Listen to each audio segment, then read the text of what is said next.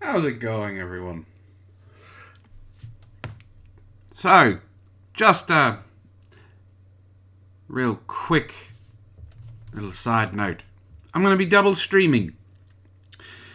Well, technically triple streaming. So in a second, I'm going to be sending Ishtar a link to the Hangout. I'm going to be streaming on hers, basically my audio is going to be streaming on her Twitch stream. So this should be fun. And then, of course, right after this, I will be streaming on my Cole Plays channel. So, I promised that I was going to finish Lena Duhnam, and I plan to. We are almost done with this book. So give me just a second so I can send the link and everything that I need to do.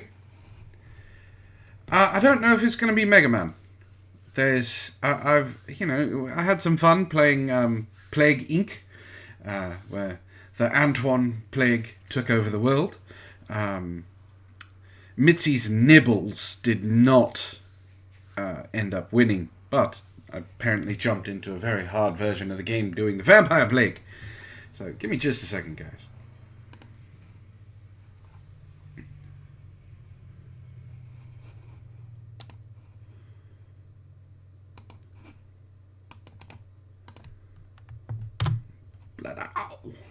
Alright, there we go.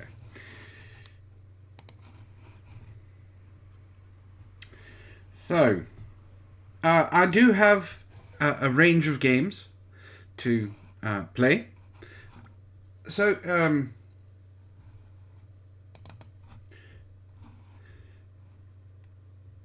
oh god, how much more? Let's see, we are on page 222, and it goes until 262. So 40 more pages, almost exactly. Depending on how big the paragraphs are. So there are certain games that I can't play on YouTube, and that's like Honey Pop and Honeycam Studios. But I do have. I also can't play Deep Space Waifu. I have Age of Wonders 3, which I can continue playing. Five Nights at Freddy's. Keep Talking and Nobody Explodes, but I'd need help for that one. Mega Man. Oh Sir. Plague Inc. I do not have Dark Souls. I have Plants vs. Zombies. Raft. Sin Slayers, The First Sin. No, I don't have Sekiro either. I like to actually enjoy the games that I play. I don't do rage games all that well. Slayaway Camp, Stardew Valley, Sundered. I don't know what that is. Yeah, I know I killed the name. I don't know how to actually say it. Sekiro? That's alright. No, I will never, ever be playing the VR version of Five Nights at Freddy's. Fuck that game. Fuck that game right in its ass.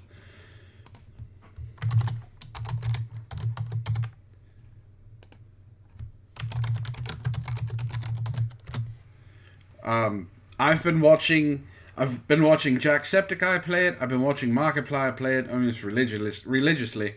And I also watched MatPat play it. Fuck that game. I'm okay with Five Nights at Freddy's. Not the game itself.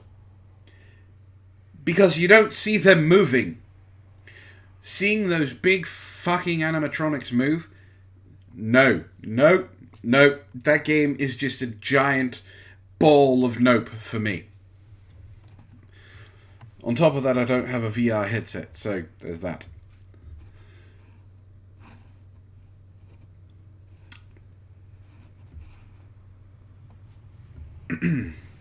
Just waiting for Ishtar. I'm right here. God, took you long enough.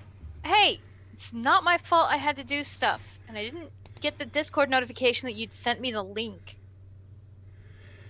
Hi, Antwon. Hello, Ishtar. How's it going, gorgeous?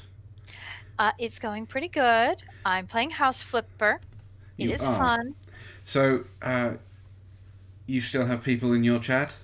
Yes, I have all of 4 people in my chat. Oh, only 4. Yeah, House Flipper does not attract a lot of people. It should. It really should. It's a great game. So, I'm loving it. Ben C wants me asked if I was ever going to play the VR version of Five Nights at Freddy's. I basically kiboshed that one really quickly. No way in goddamn hell. Yeah, that's just a giant bowl of no. But we did find out that we only have 40 pages left of Lena Dunham's book. Ooh. So, for those of you who are in Ishtar's chat, be ready for the cringiest of cringe. For those of you that are here, like Zar and Ben C, and if Excel, you're still here as well. Hello. Hi guys. I can't see Antwon's chat, so you're gonna have to depend on him to maybe translate for me. I will. Yes, spookiest. Lena Dunham. Someone paid Antwon money to read it to us. And Well, I've only to got... read it, and he decided to inflict it on the rest of us. I haven't decided yet if I've forgiven him. You've forgiven me. Don't worry. Have I? Well, if you want, I can do the rest of this in ASMR. No. Don't No? ruin ASMR for me like that. You don't want me to do it in ASMR? No. All What's right. wrong with you? Lots of things. Truth.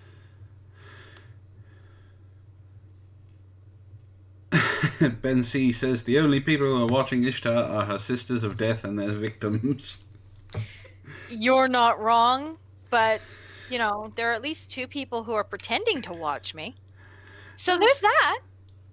Alright, so the name... no, you want... Ben says $20 for ASMR. Ben! You know what?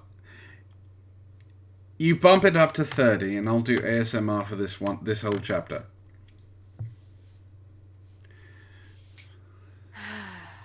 Ben!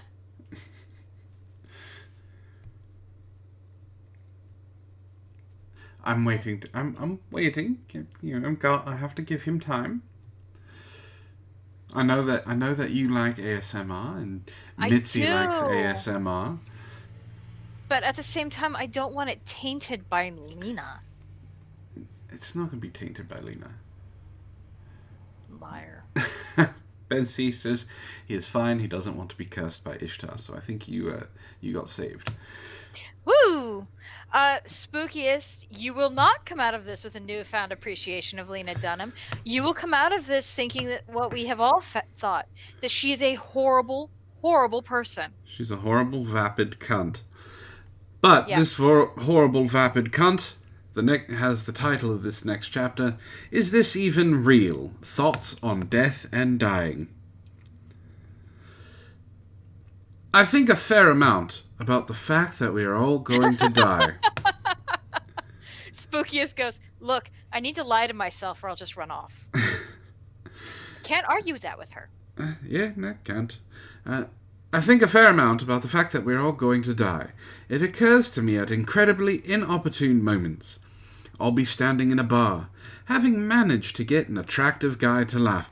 No, she hasn't. She hasn't gotten an attractive guy to laugh. And if they are laughing, it's because they're drunk. Mm-hmm. And I'll be laughing too. And maybe dancing a little bit. And then everything goes slow-mo for a second, and I'll think, are these people aware that we are all going to the same place in the end? I can slip back into conversation and tell myself that the flash of mortality awareness has enriched my experience, reminded me to just go for it in the giggling and hair flipping and speaking my mind departments, because, well, why the hell not? But occasionally the feeling stays with me, and it reminds me of being a child, feeling full of fear but lacking the language to calm yourself down. She is yet to get out of that. No. She's terrible. I guess when it comes to death, none of us really has the words. Do you want to know what death is? Sarah? Being released from this book. But do you want to know what eternal hell is? Having someone read this to you over and over and over again after you die. Oh. I wish I could be one of those young people who seems totally unaware of the fact that her gleaming nubile body is in fact fallible. Lena Dunham hasn't had a gleaming nubile body since she was 5. Don't go there. It's also, you can't help it when she started playing with her sister. Why did you have to bring that up? It happened. You don't. Just. Why? Maybe you have to have a gleaming nubile body to feel that way. Beautiful self-delusion. Isn't that what being young is all about? You think you're immortal until one day when you're around 60, it hits you. You see an Ingmar Bergman, spectre of death, and you do some soul searching and possibly adopt a kid in need. Yes, at 60. How's it going, Damn Alien? Damn Alien. Damn Alien says she might have a gleaming nubile body as a snack. Not wrong. Yes. Ingmar Bergman, spectre of death, and you do some soul searching and possibly adopt a kid in need. Because yes, at 60, that's when you want to adopt a young child. So that when you die, they're left alone and then thrown back into the foster system. She's traumatized. Traumatized. Because of your selfishness. Just say it. Spookiest, the person who has a person who has the realization of mortality at 60. Well, they're called, oblivious people. Lena Duhnam is remarkably self-aware of how much of a vapid whore she really is. But the problem is that she doesn't seem to realize that she should stop. You resolve to live the rest of your life in a way you can be proud of. But I am not one of those young people. I've been obsessed with death since I was born. As a little kid, an unnamed fear would often overtake me. It wasn't a fear of anything tangible. Tigers, burglars, homelessness. What kid is afraid of being homeless? Ones who have, unfortunately... ones who don't have financial security. And it couldn't be solved by usual means like hugging my mother or turning on Nickelodeon shows. The feeling was cold and resided just below my stomach. That's where your soul is trying to exit your body. Either that or she's hungry again. It made everything around me seem unreal and unsafe. I could most closely equate it with the sensation I feel when, at age 3, I was taken to the hospital in the night with sudden hives. My parents were away, on a trip, and so my Brazilian babysitter, Flavia, had rushed me to the ER, where a doctor placed me on a high bed and pressed a cold stethoscope between my shoulder blades. On our way into the hospital, I was sure I had seen a man sleeping inside of a mailbag. In hindsight, he must have been on a gurney covered in a dark blanket. Maybe he was comatose, or even dead. The doctor removed my shirt, checked under my armpits, and all the while I hovered above us, disassociated, observing. Now I want to point something out. In general, and this is on average, human beings, you wonderful little creatures, start having memories at the age of 5. Because it is not until the age of 5 that your synapses in your brain have fully connected in the ability to have memory. So her saying she remembers the age of 3, one, if it is true, is remarkably rare. There have been cases of people who do remember coming out of the womb. But to believe that this horrible woman has that much self-awareness and intelligence makes me wonder what the fuck is wrong with humanity. Spookiest says, I've known some fine upstanding whores, and don't go comparing them to Lena Duhnam. Tupac, thank you for 14 months. Everybody throw some love in the chat for Tupacula. Also, you might want to run, dude, because we're listening to Antwon read Lena Duhnam, and it's a traumatic experience for everybody. It's not true. I'm not saying you can't, Zol, I'm not saying you can't remember things from earlier than that. I'm just saying most of the time it is not common. Because of the fact that your brain hasn't fully developed at that point. I mean, your brain doesn't technically fully develop until you're about 25. And even then... That's questionable.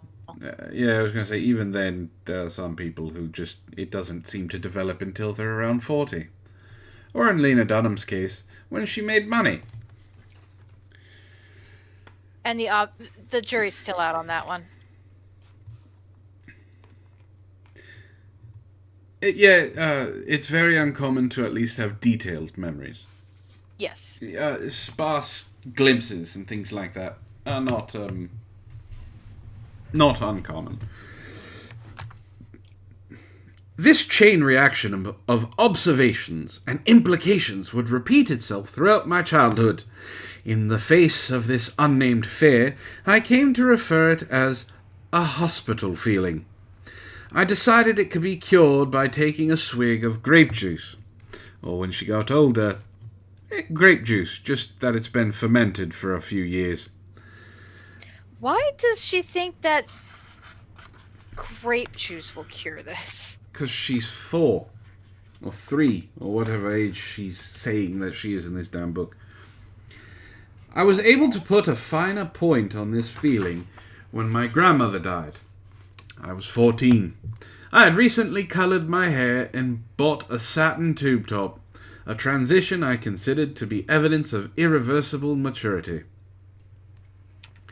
I showed up to my last visit with my grandmother in rich brown lipstick and a slim collarless coat, bought on sale at Banana Republic. Because, normal people can afford Banana Republic at the age of 14.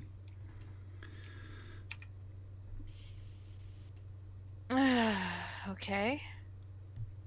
And Spookiest is right. He says, I mean to be fair, and not that she deserves fairness, but to be fair, kids do have bizarre ideas and beliefs at that age. Okay, yeah, true. But no. What? But it's Lena Dunham. She is a bizarre belief. Not wrong. No. I painted my dying grandmother's fingernails carefully with a pearlescent polish by Wet n Wild, and promised to return for lunch the next day. But there was no next day. She died late that night, my father by her side. The following morning, when he recounted her passing to us, was the first and last time I saw him cry. That's because you don't remember when you were born. Ooh, nice thing. Until I was about 12, my grandmother was my best friend. Carol Marguerite Reynolds, Gram as I called her, was in possession of a swirling bob of snow-white hair and only one eyebrow as a result of lack of UV awareness. UV doesn't what? What? Maybe she had skin cancer, and that's why she's only got one eyebrow. Oh, alright, I guess that makes sense. She was in the habit of drawing on the missing one with a grey-blue Maybelline pencil that didn't even begin to suggest natural hair growth. She wore pants from the maternity store to accommodate her distended belly and the kind of practical shoes that have, in recent years, become fashionable in Brooklyn. She wore Crocs. Yeah. Her house smelled of mothballs, baby powder, and a loamy moistness that emanated from her overstuffed basement. I called her every day at 4 p.m. I have to give her credit. That is a very nice gesture. All right, we'll give her that. On the surface, she was traditional. Provincial, even. A retired real estate agent in Old Lyme, Connecticut, with a passion for Dan Rather and a freezer full of cheap London broil. She wasn't particularly interested in our life in the city. In fact, I only remember her visiting once, an event I was so excited for that I put out the milk for tea at 10 a.m. and it spoiled by her 4 p.m. arrival. But the that's actually kind of cute. Yeah, but the trappings of her domestic life hid what I now see was the soul of a radical. After attending a one-room schoolhouse in a town full of swamp Yankees... Town full of what? Swamp Yankees. Fuck is a swamp Yankee? I don't know. I kind of want to look it up. Give me a second. Swamp Yankee. Swamp Yankee. Swamp Yankee. Swamp Yankee is a colloquial pejorative for rural Yankees, northeastern Americans with English colonial ancestry. The term Yankee connotates urban industriousness, whereas the term Swamp Yankee suggests a more countrified, stubborn, independent, and less refined subtype. Okay. Rednecks. Gotcha. I'm going to start calling rednecks Swamp Yankees. They're not going to get it. No, but it's gonna be nice. It's gonna be funny as shit, too.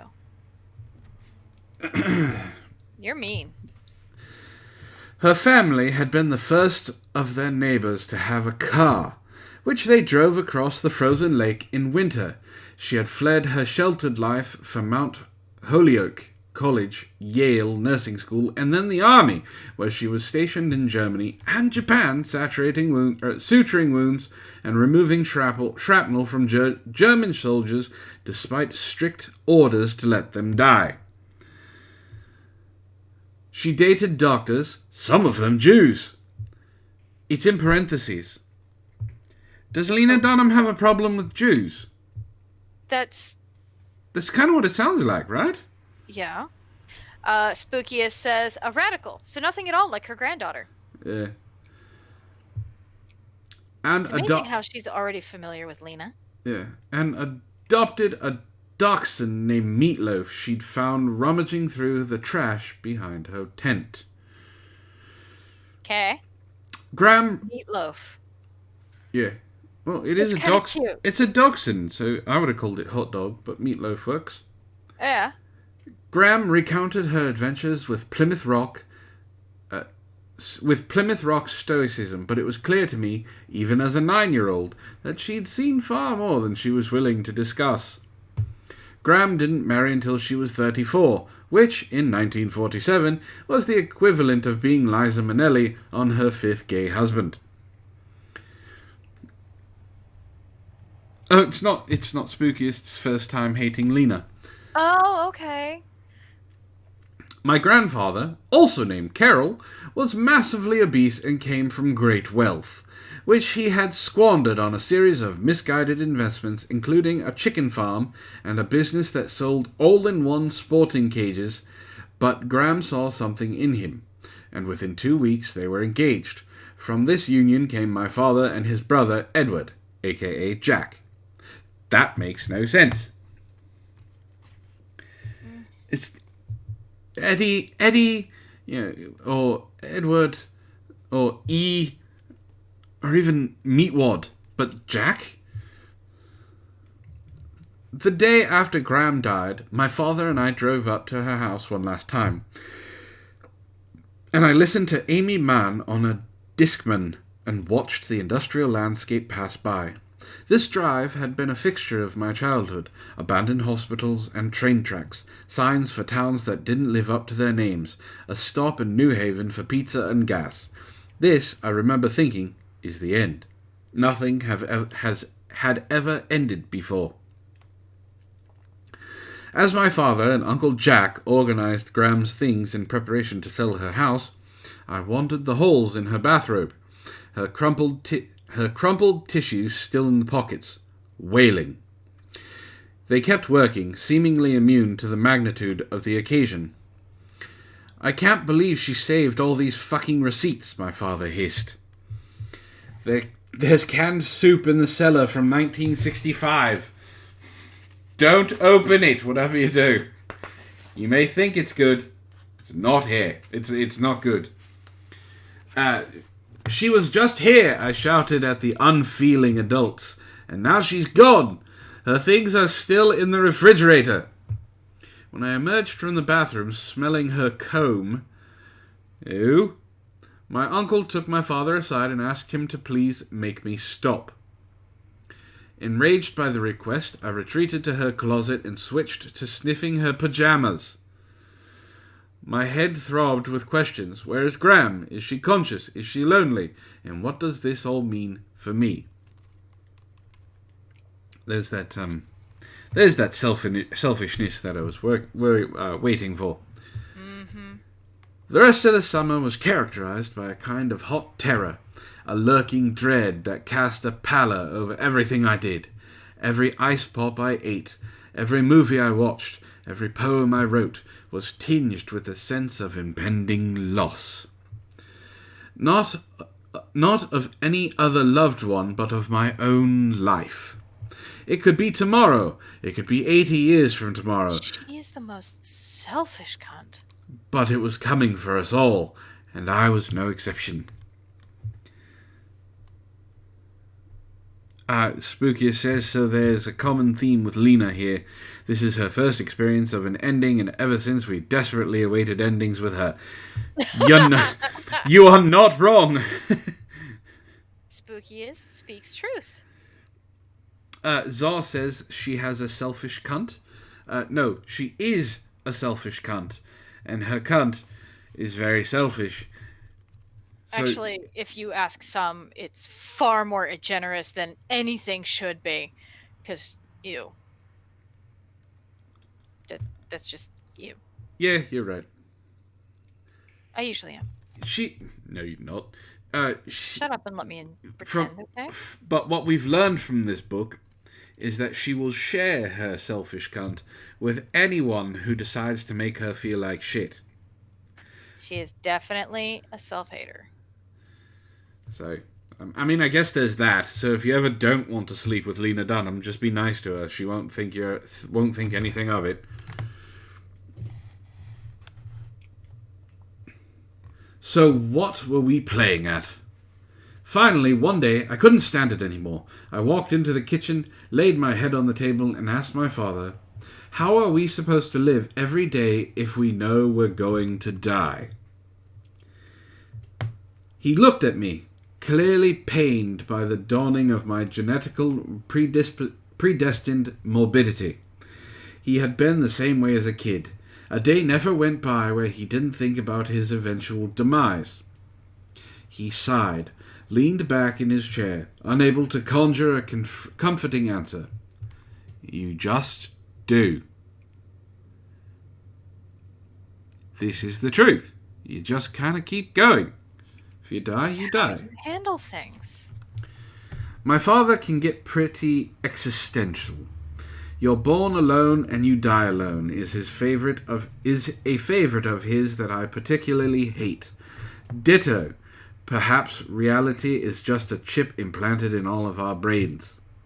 He has a history of staring out into nature and asking, how do we know this is actually here? I guess I inherited it. I thought about Graham, about how long and complicated her life had been, and how it had now been reduced to a dumpster fire full of old canned goods and vintage Poochie sweaters I had already spilled tomato sauce on. She didn't say dumpster fire, I added that part. Oh. Okay. Because it sounded like it would have come from her. Yeah, I know. You're getting far too good at imitating her. I'm wondering if we should be worried about you, Antwon. Damn Alien says, born alone? Usually at least one other person is there. It's not wrong. Yeah. I thought about all of these things I'd hoped to get done in my life and realized I'd better get cracking. I can never spend a whole afternoon watching a singled out marathon again if this is what's going to happen. Yes, because she's 12 and has to get everything done right then and there. The fact is, I had been circling the topic of death subconsciously for some time. Growing up in Soho in the late 1980s and early 1990s, I was aware of AIDS and the toll it was taking on the creative community. The creative community, aka? I was going to say, there's no quotes around the creative community, but what she means is... the gay community. Well, I was going to say raving homosexuals, but... I'm being nice. I don't have to be nice. No, you don't. But I have a tendency to be nice. That's why my chat likes me. They don't know you very well. Plus, I have several people who, have that kind of lifestyle. So Woman, I respect them. half of me is gay. Yes, I know. Why did you just call me woman in such a derogatory way? Now we're fighting. Now I'm Be- angry. My feelings are hurt. because saying bitch whatever didn't have the same effect. Nope, now we're fighting. I'm Okay. pouting. You go right ahead and pout. I'm going to continue reading, and eventually you're going to say something. Illness, loss. Who would handle the art and the real estate and the medical bills? These topics hovered over every dinner party, as many of my parents' friends became sick. I learned to recognize the look of someone suffering, sunken cheeks, odd facial spotting, a sweater that no longer fit. And I knew what it meant. That person would soon become a memorial, a name on a prize given to visiting students, a distant memory. My mom's best friend, Jimmy, was a swarthy, gay fetish photographer who was dying by the time I was born. One of my earliest memories is of a pale, feeble man reclining on the couch by the front window of our loft, joking weekly with my mother about gossip and family and fashion. He was charismatic, talented, darkly funny. My mother helped him get his affairs in order, reached out to friends who hadn't seen him in a long time to say goodbye, navigated New York with his mother when she came to be with Jimmy in his final days. I still have a lot of guilt for screaming at Jimmy when he ate a banana I had been saving, quote-unquote, especially since he died a few weeks later. Wow. She knew he was sick, but her concern was her goddamn banana. Yeah, she doesn't get any better. The summer after sophomore year of college, I became convinced I too would die of AIDS. And all of us are sadder for the fact that it never came true. I had ill-advised intercourse with a petite poet-mathematician. What? Those two things do not compute. Usually. Sometimes it happens. Just because you're good at math doesn't mean you're not artistic. No, if you're a mathematician, you are using one part of your brain. If you're a poet, you're using a different part of your brain. And some people can actually switch back and forth. You're giving her way too much credit that she actually knew someone like that. I was actually trying to give the mathematician credit. Why are you like this? Doesn't get any better. Here you go. This is just for you, Ishtar. And anyone else who really wants to listen to the rest of this book. I had ill-advised intercourse with a petite poet-mathematician who, afterward, removed the condom, placed it under his pillow, and wiped his penis clean on his own curtains. Ew. Can I tell you a secret? He asked as he returned to bed. Lay it on me, I said.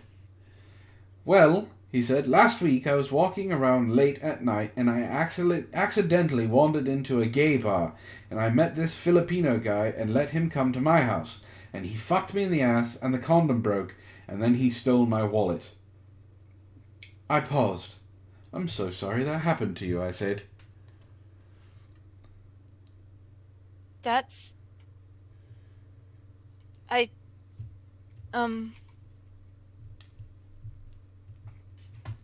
That's horrible.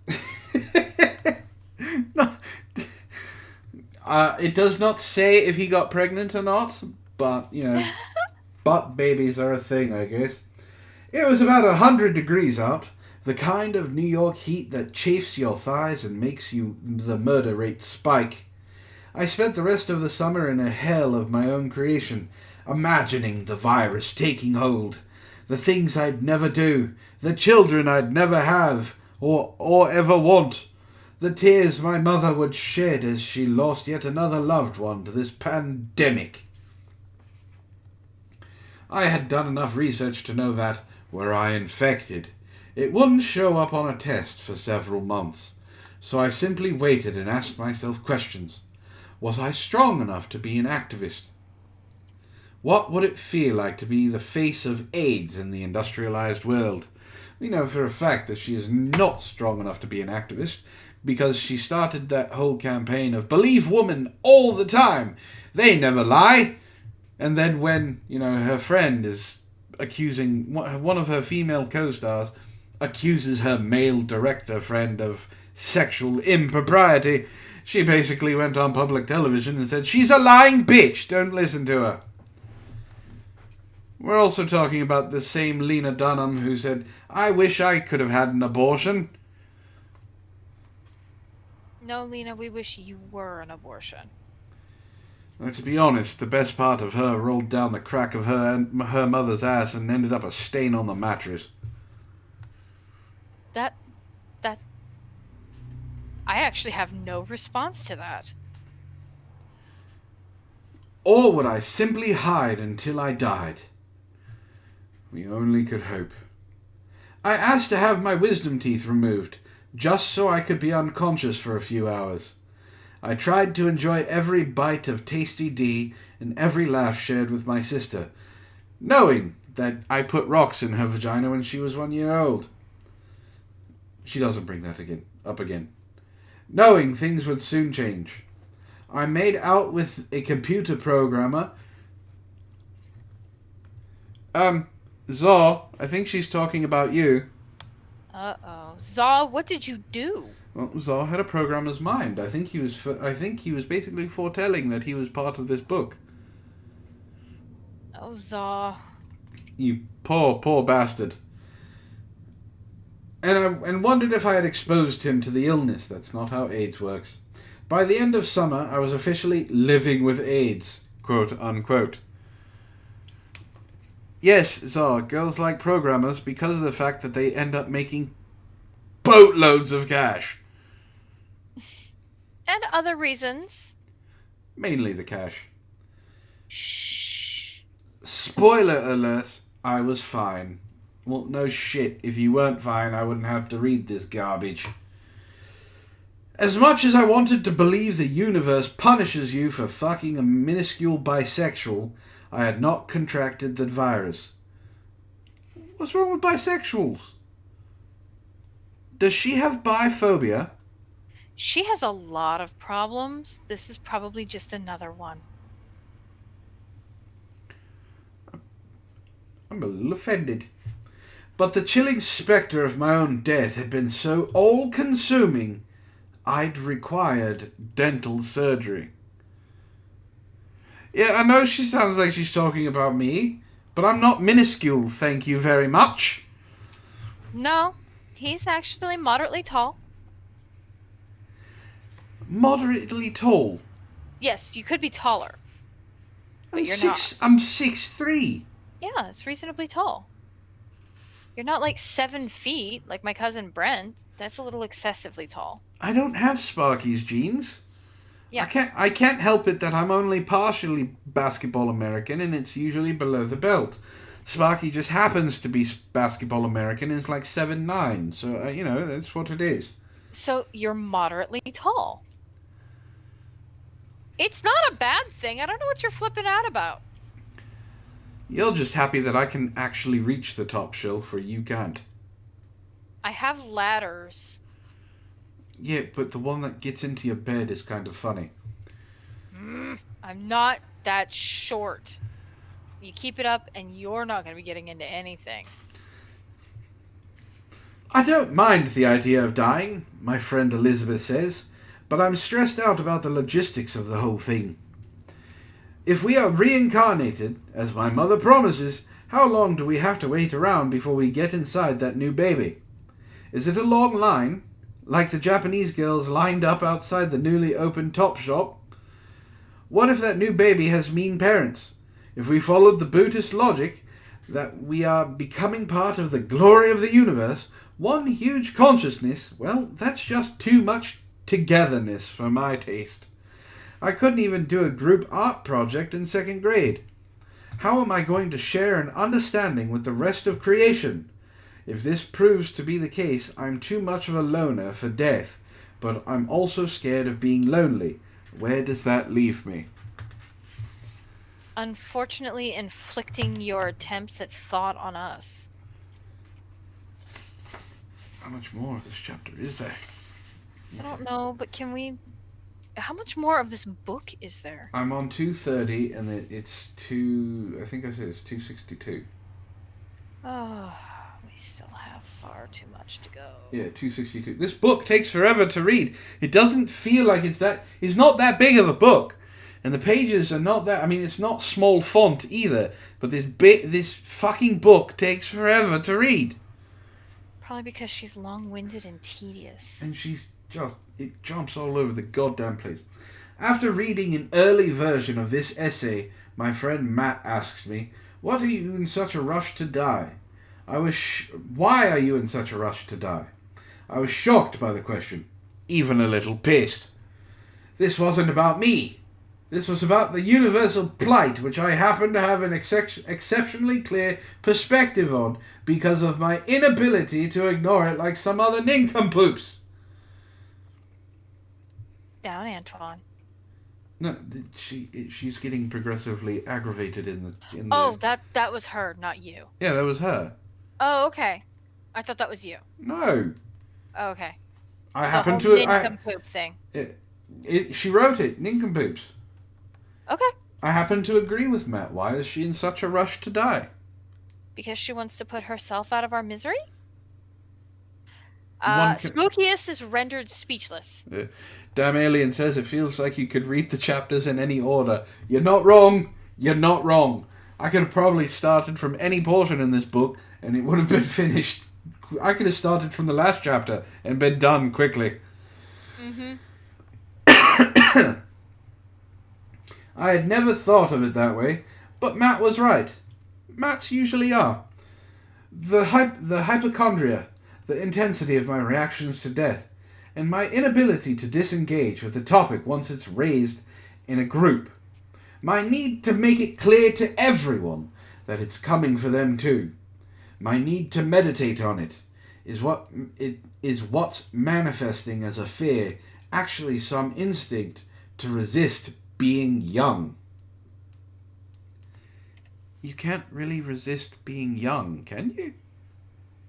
I mean, you can try.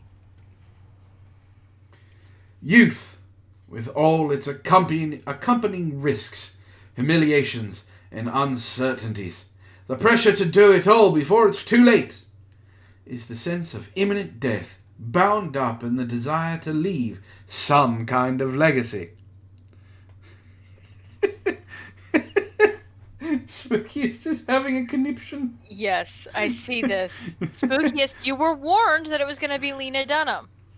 How's it You going, were Farmer? warned. I did once write, though never shot, a short film in which I held a massive funeral, heard everyone I love speak on the topic of me, then jumped out of my casket at the end and yelled surprise. Wait, so you're saying that this self-indulgent, vapid hose beast wrote a skit on her own wake? Yes. Just so she could have people talk about her. Spookiest says this book is violence. Not wrong. I am still in my 20s, so fear of death is, while reasonable in a macro way, also fairly irrational. Most people live through their 20s, and their 30s, and their 40s. Many people live longer than is assuming, even to them.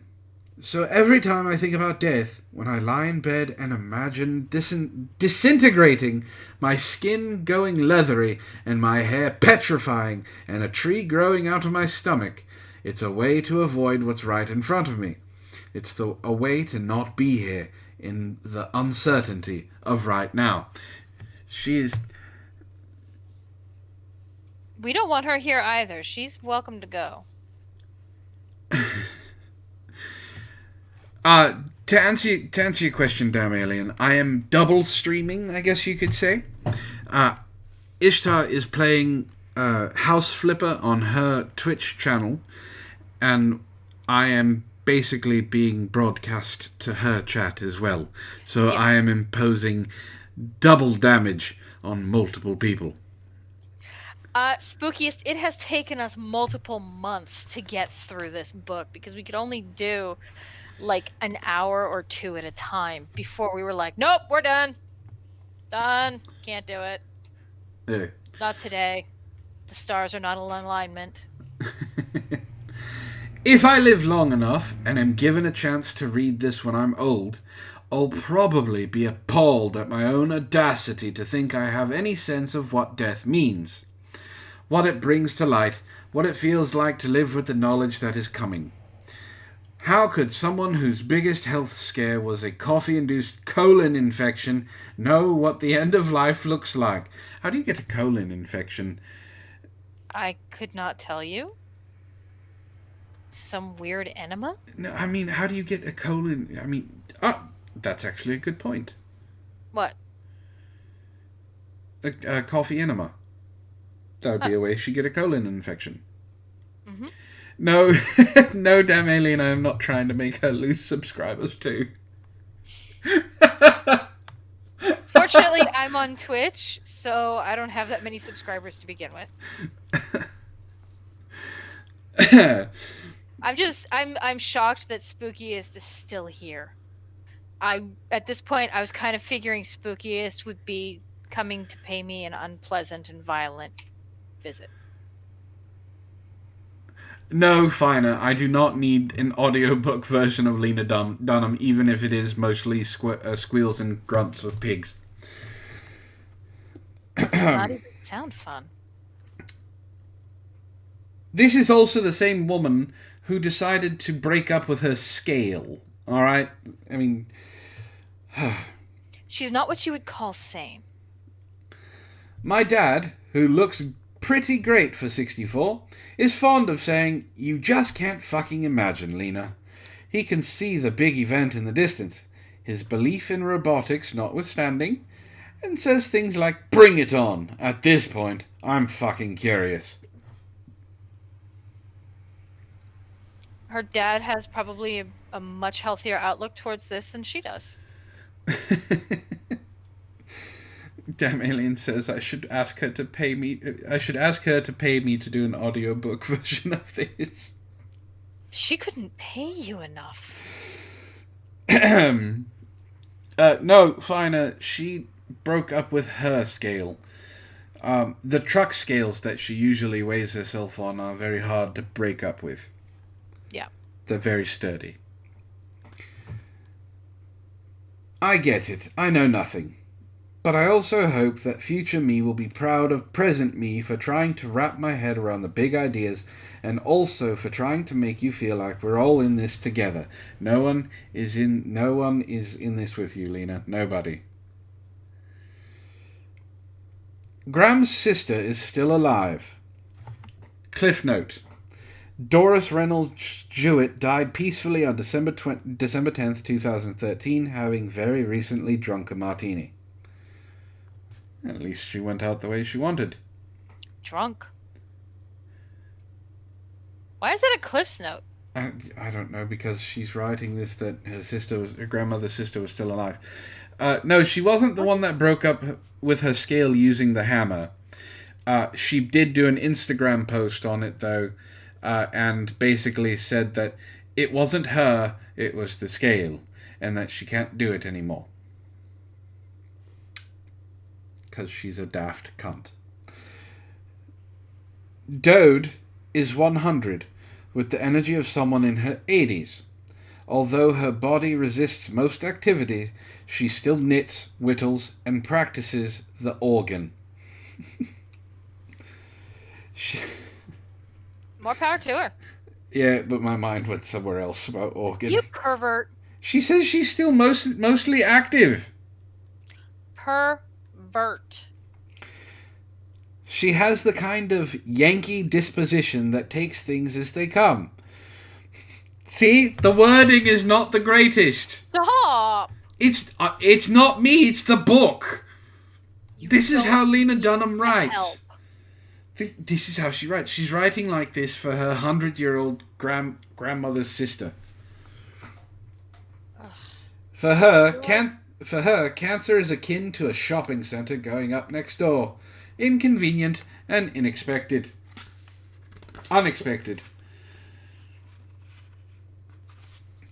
But there's not much you can do about it.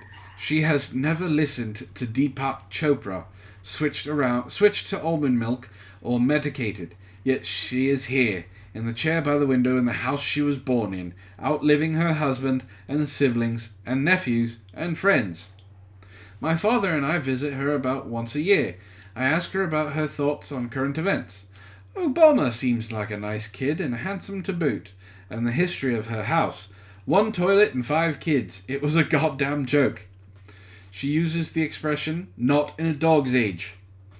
The way millennials say like. My father... Oh, she uses the expression, not in a dog's age, like the way that millennials say like. My father, when beholding a woman with the same matter-of-fact staccato and cap of white hair as his mother, becomes withdrawn, childlike. He shuffles his feet the same way he does at his mother's grave or in traffic court, all traces of radicalism gone. Dode wrote a memoir 17 years ago when she was already pretty damn old. She chronicled life in her town in the early part of the 20th century. The first car, the first television, the first divorce. She wrote about the one-room schoolhouse, her lone black friend. See, everyone has one black friend. Wow. And that sounded insanely racist. Did it though? Yes. If I have one black friend, how can I be racist? It just sounded very racist. You're racist. Probably not. And the time her brother climbed on the ladder in a devil mask, peered into her bedroom window, and scared her so badly she wet herself. She did it not for glory, but for posterity. Spare, practical prose designed simply to get the information out, to prove that she was there and that she is still here. Hi, Jeff. We're about to end, honey. But it was nice of you to come by. Yes, she wet herself for posterity, Spookiest. That's what it sounded like. Fine Print says it's a shame what death does to radicalism. It's a shame that it doesn't work faster. Sounding a little bitter there, Antwon. If it worked faster, I wouldn't have to read this damn book. She's proud of the fact that at her age she doesn't need help to dress. Plaid shirt, nurse's shoes, pastel dungarees. The last time we visit, she gives us a pile of scarves she knit by hand, all slightly too short, the stitches uneven and lumpy. When we leave, she says we didn't stay long enough, and we promised we'll be back next time with my sister. We hug goodbye, and I can feel the curve of her spine, each vertebrae bulging. Why are you stroking your grandmother's sister's back? Just hugging. You put your hands on someone's back. She said each vertebrae. Yeah, vertebrae aren't that big. You can feel multiple of them with your hands. If both hands are on her spine... This is also the same woman who put, rocks in places. You're never going to let that go. Finer Print says she's molesting. Don't judge. On the ride... I'm not being judgmental. That would be Antwon. I'm not being judgmental. I'm being truthful about the fact that this woman is a bitch. On the ride back to the city, my father and I encounter some of the most hideous traffic he has ever seen. We creep along the highway and he relaxes his grip on the wheel, grows contemplative. We should visit Dode more, he says. She knows we only stay for 45 minutes. She's not senile. Damn it. Damn Alien said she learned from Biden. I try something new out on him, something I've been thinking, or wondering whether I think. I'm really not afraid to die, I say. Not anymore. Something's changed. Well, he says, I'm sure your feelings about that will continue to evolve as you get older, as you see more death around you and things happen to your body. But I hope you always feel that way. I know he loves talking about death. It just takes him a second to get warmed up.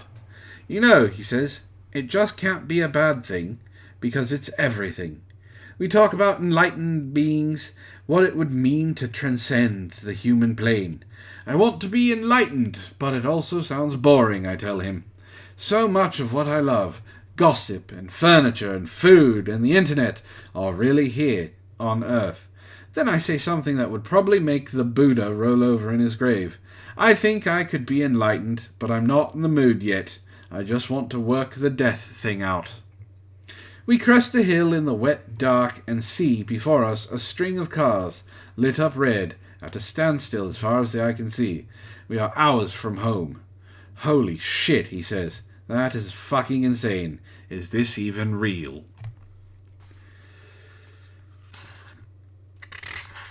Oh, God.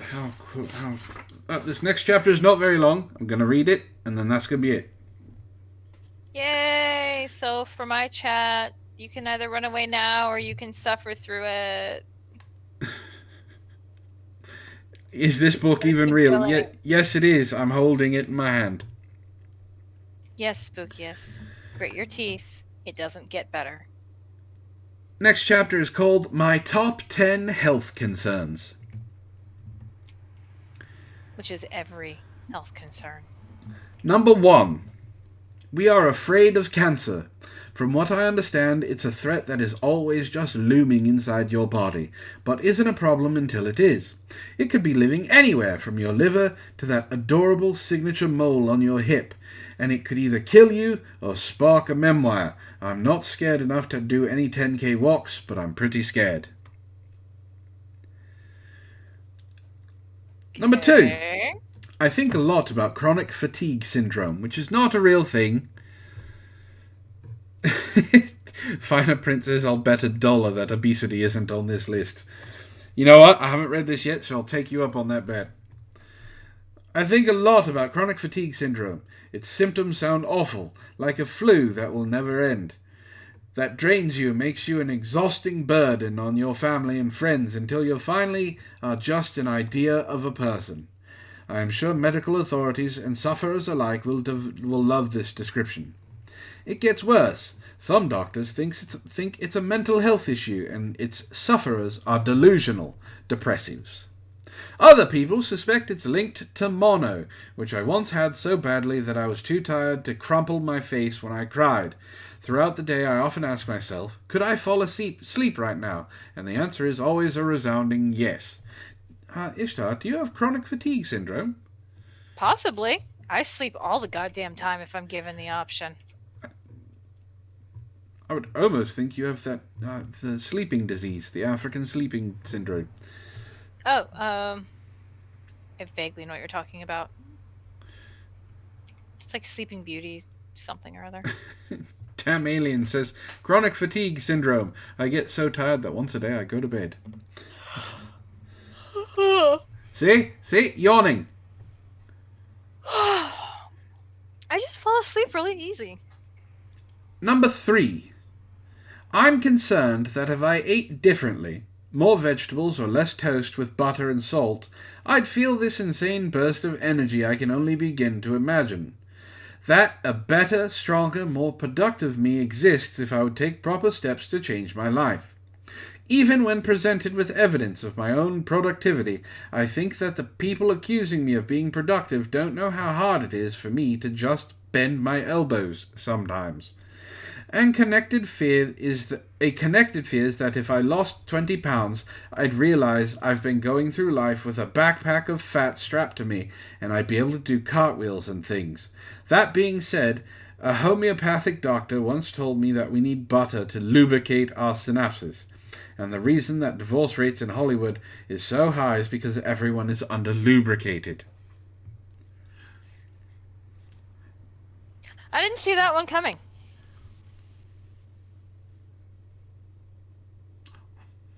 What? Number 4, related. I am scared about what my cell phone is doing to my brain. I am concerned what this book is doing to Spookiest. Spookiest is having a stroke. Spooky. I'm scared about what my cell phone is doing to my brain, and yet I have never used an earbud for more than half a day. The most terrifying aspect of human health is our refusal to take steps to help ourselves, and the fact that we are so often responsible for our own demise through lack of positive action. It makes me want to take a nap. I want to take a nap. Number 5. Tonsil stones. Do you know about tonsil stones? Well, let me ask you this. Have you ever coughed up a small white rock that, upon further inspection, smelled like the worst corners of New York's sewer system? If so, I'm sure you were shocked this came from your own body, and you flushed it away and hoped to never think of it again. That was a tonsil stone.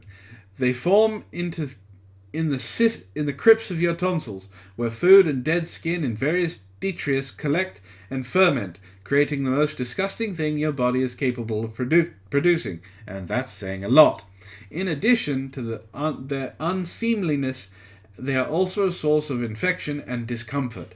I myself have the occasional stone, and asked my doctor to inspect my tonsils, which he described as teeming balls of disease. Actually, I think he was just talking about her and the ungodly hell that was spewing forth from her mouth. He said I would have to rest for 2 weeks and would lose at least 15 pounds, which is not the way to deter me. How, I ask, can it be even remotely okay to have this happening in one's throat? Will other people sense it and, in an apocalyptic situation, leave me behind to choke on my stones and die? This fucking woman. It's not... It's not how this works. Just get your tonsils removed, you fucking cow!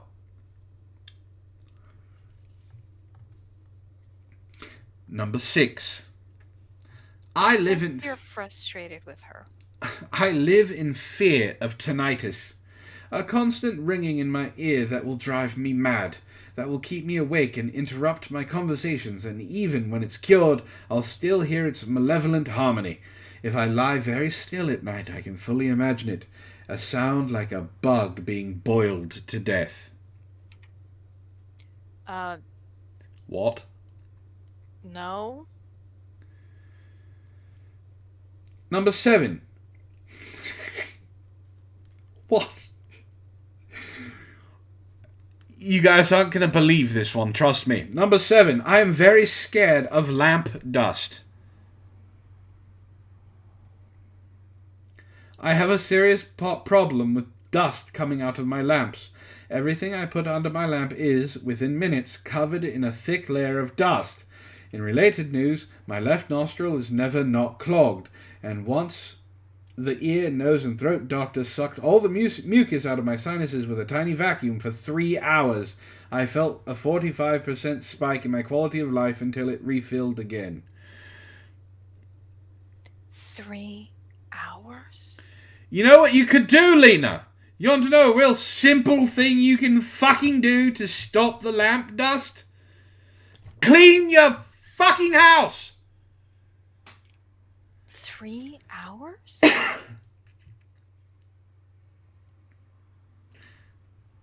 Number 8. I'm afraid of adrenal fatigue. This is related to chronic fatigue, but not the same. Western doctors don't believe in adrenal fatigue. But if you have a job and are a human, then any holistic doctor will tell you that you have adrenal fatigue. Because the holistic doctors are not doctors. It is essentially a dangerous exhaustion that comes from ambition of modern life. I have it so bad. Please read about it on the internet. You do too. No, I don't. What I have is a life worth living that I enjoy. Spookiest goes, is she a moth or something? Don't insult Mothra. Mothra's a badass. Especially in the new movie. Yes, spookiest, I know. Alternative medicine is, by definition, medicine that has not been proven to work or proven not to work. But holistic doctors are not doctors. Most of the time, they're chiropractors, and if you guys want two good people that deal with all of this scientific woo bullshit, look up Jeff Holiday and Miles Power. Both of them debunk these things on a significant basis. Mm-hmm. Number 9. The surface of my tongue is insane. It looks like a cartoon of the moon. It just can't be right. What? That's all it says.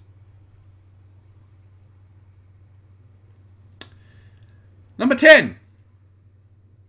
I'm afraid that I am infertile. Oh, please. Please. My uterus does tilt to the right, which could mean it's an inhospitable environment for a child who wants a straight down the line kind of uterus. Your uterus is an inhospitable environment to anything that has ever been put up there. And so I will adopt. Please don't adopt. Can we go Please back don't adopt. real What? quick? Can we go back? What does the tilt of your uterus have to do with whether or not you're fertile or not? It has to do with if the egg can attach to the uterine wall. But does one direction make it less likely than another? Yes and no. Okay. Normally it doesn't necessarily mean anything, having a tilted uterus, depending on the tilt of the uterus. How does she know? She probably had an OBGYN tell her. Okay. Continue. And so I will adopt, but I won't have the sort of beautiful genetics-defying love story that People magazine chronicles. Thank God your genetics won't be passed on.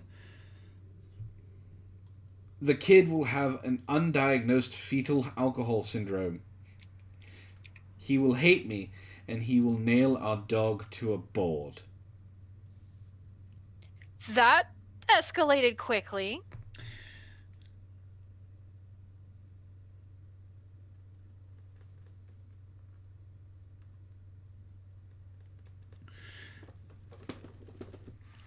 I can't. This fucking book.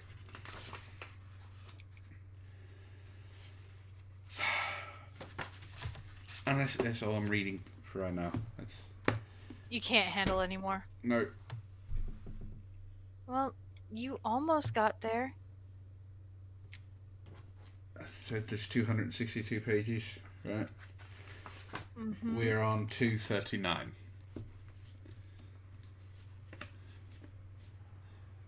And this is where you gave up. No, I'm not going to give up. I just would rather play video games. Hey, Antwon. Yes. Why don't you play video games? I'm going to play video games. In fact, you should put the link to your video game channel in my chat. That means I have to actually find it. Oh. I mean, I can find it. That's not a problem. But I still have to find it, is what I'm saying. Gotcha. So give me just a second.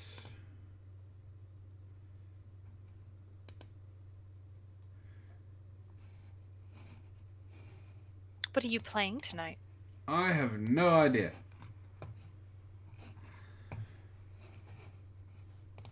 Alright. Well, while you're doing that... There is a darker purpose here.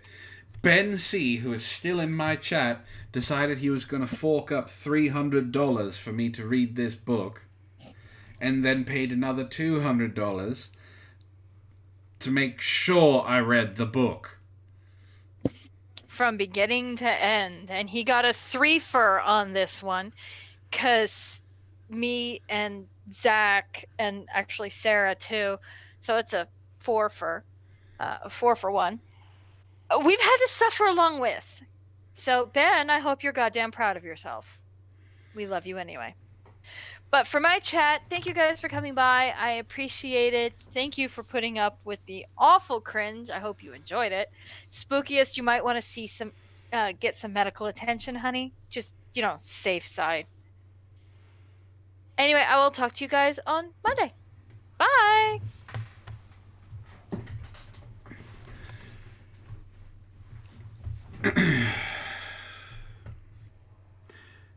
Ben says rage does have cathartic value. I see that. Ben wants me to finish it, and Damn Alien wants me to work out how much per hour I'm getting paid for this book. Not enough. Not enough. I don't care if I'm getting paid $100 an hour because I've only spent 5 hours reading this garbage. That is still too much. That is still not enough. Wait, you've spent 5 hours reading this? I've spent more than 5 hours reading this. It just, I was gonna say, it feels like way more.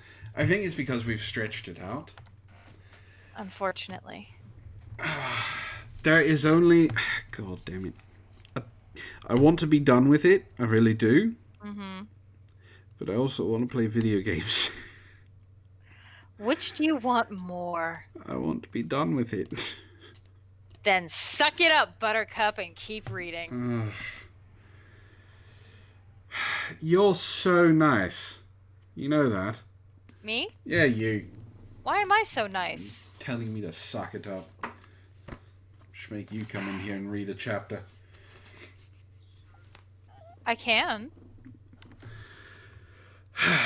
But All you right. gotta owe me like nothing.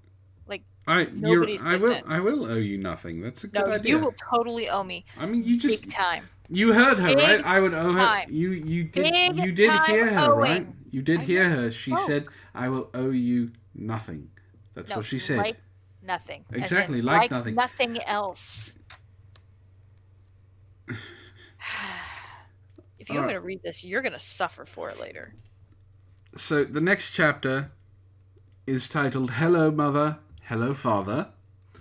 Greetings from Fernwood Cove Camp for Girls.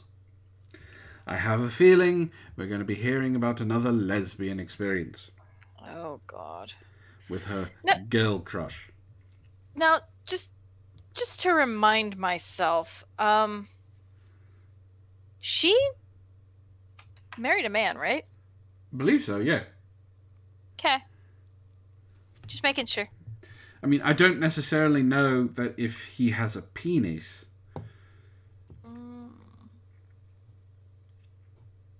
I mean, I have to agree with Andy here. She's not beautiful, but she's not hideous. She's just like a lump of flesh.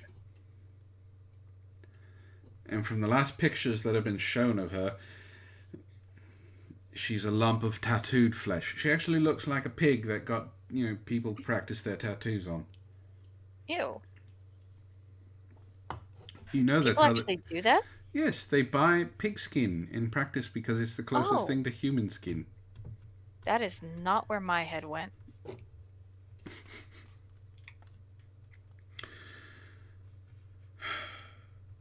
No, I believe it or not, I like Riley Dennis a little bit more than saying that he married Lena Duhnam. That poor man, it would definitely turn him straight.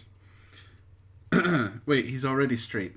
It would definitely turn him... No, it couldn't turn him queer because he's already that too. It would make him actually try and cut off his penis. That's horrible. My mother and grandmother attended Green and White Camp. That was their shorthand for a respectable summer home for privileged Jewish girls whose parents were away on cruises, where the uniform consisted of crisp green shorts and a collared white shirt. They described camp, which they attended for 8 weeks every summer from ages 6 to 17, as a sort of utopia for little girls. Nestled deep in the woods of southern Maine, you roasted marshmallows and traded secrets and learned to use a bow and arrow. And the bow and arrow was euphemism on how to go down on the boys that are in camp counselors. How's it going, Mitzi? Even my mother, a teenager so sullen and ornery that she refused to eat dinner with her family, came alive at camp. Mitzi, if you're wondering why I'm not playing a video game, it's because I was convinced to finish the 22 pages left of this damn god-awful book. No, I added that, Zor.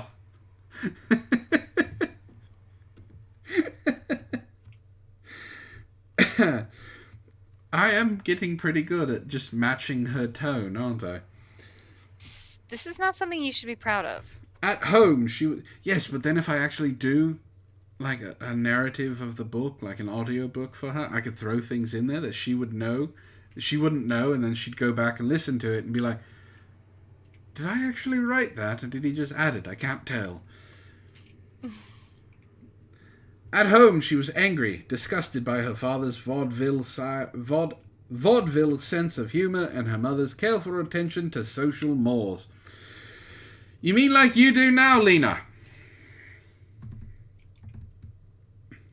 She hated her blonde sister's attempt to fit in socially and her maid for needing money badly enough to leave her own family. No, damn alien, you take that back.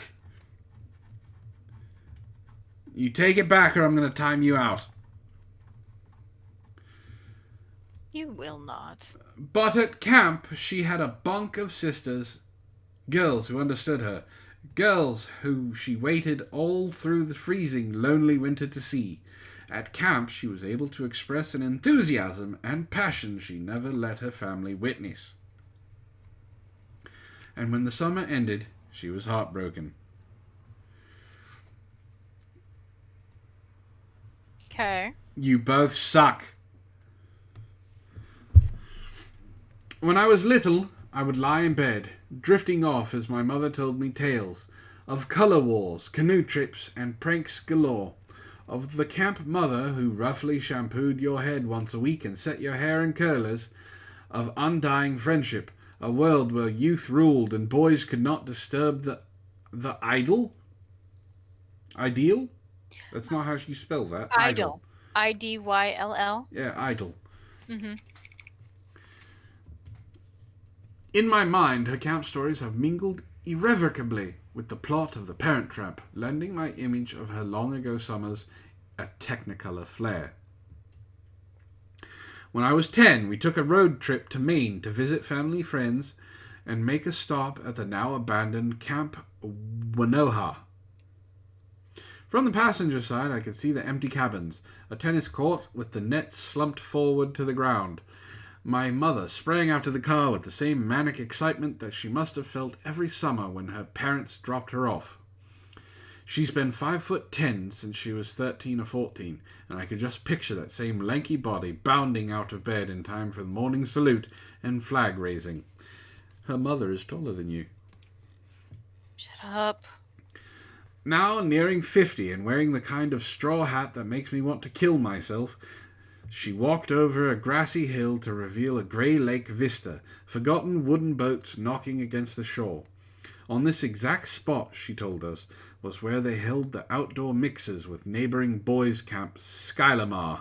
Over there, she thought, was the arts and crafts cabin, now just a husk of its former self. And suddenly she was crying. I'd never seen her cry before, and I stared, unsure of my next move. Or you could just let your mother cry, you selfish bitch. Stop looking at me, she snapped. I'm not a science experiment. I asked if she still spoke to any of her Winoha friends. No, she said, but that didn't mean she ever stopped loving them. They were sisters. So I wanted camp too. I didn't want to leave home.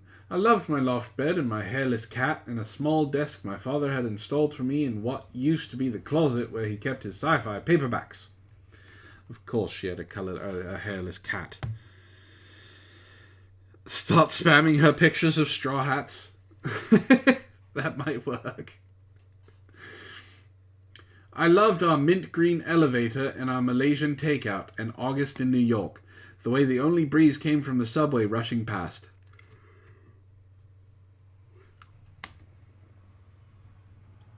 But I also wanted friendships. Fresh starts with people who had never seen me wet myself during wiffle ball or hit my father outside the deli. She wet herself during wiffle ball? Wiffle ball is usually for very young children. Yeah, but still, she would know how to say, I have to go to the bathroom, wouldn't she? How much intelligence are you giving her credit for? Base intelligence! I wanted memories so powerful they made you cry, and by God, I wanted green shorts. There you go, there's an image for everyone. Lena Duhnam in green skin-tight shorts.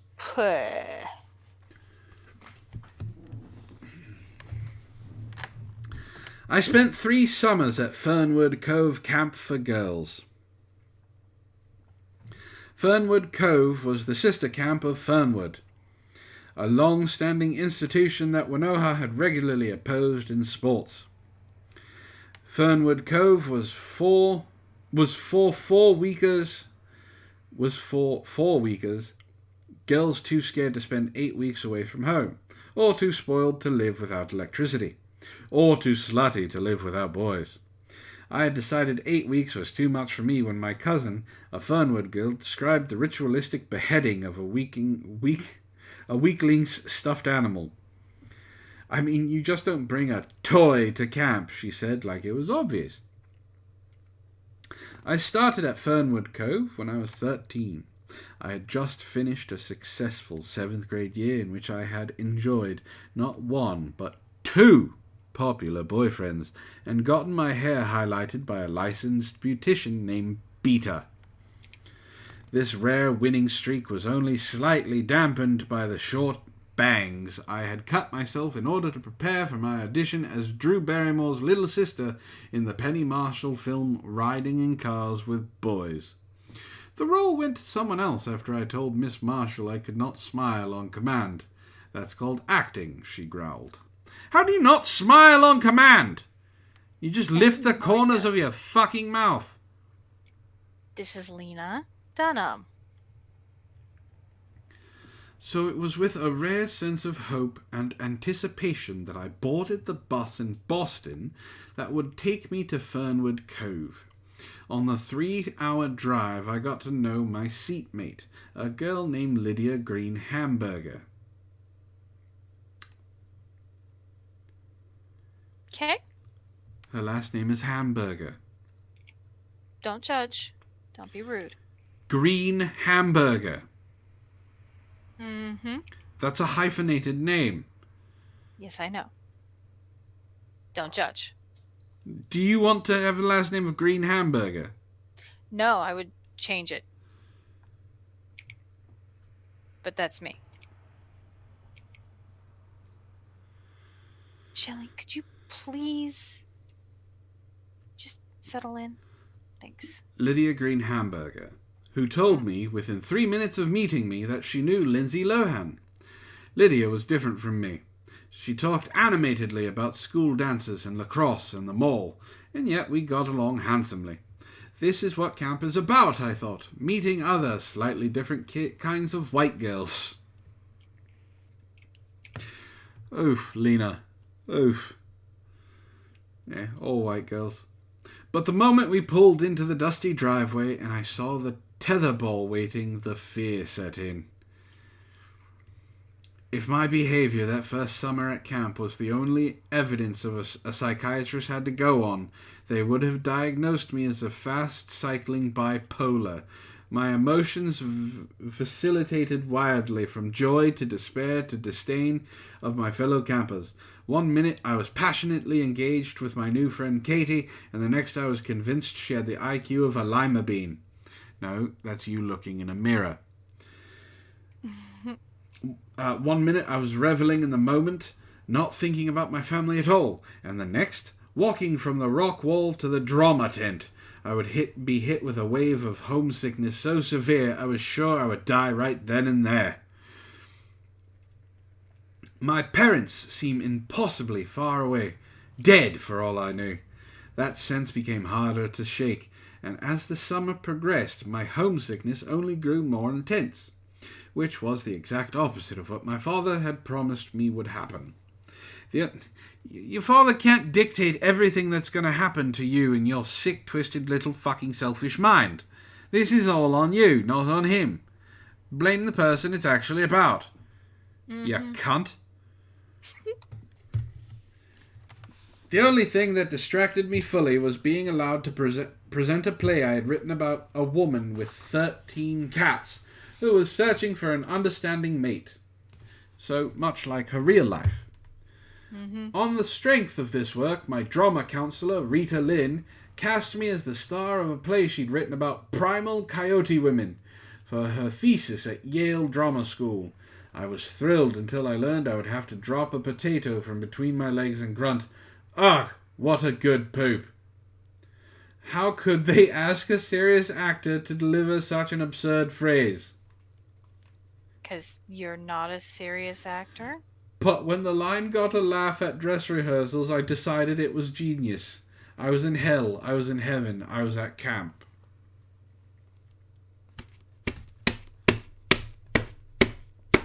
Stop hitting your head against your desk.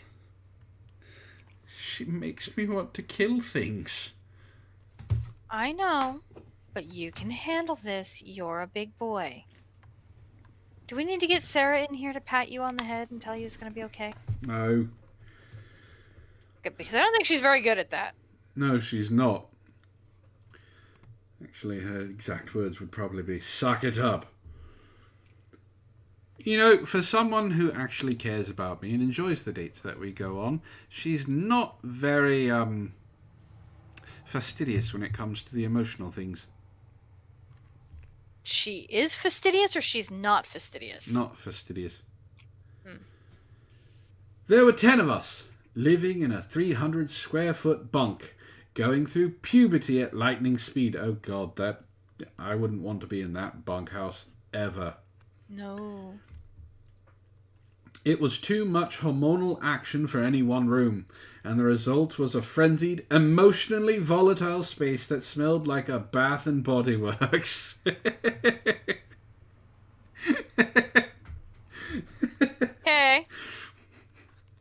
I mean, it could be better. It could be worse. It could smell like a girl's bathroom.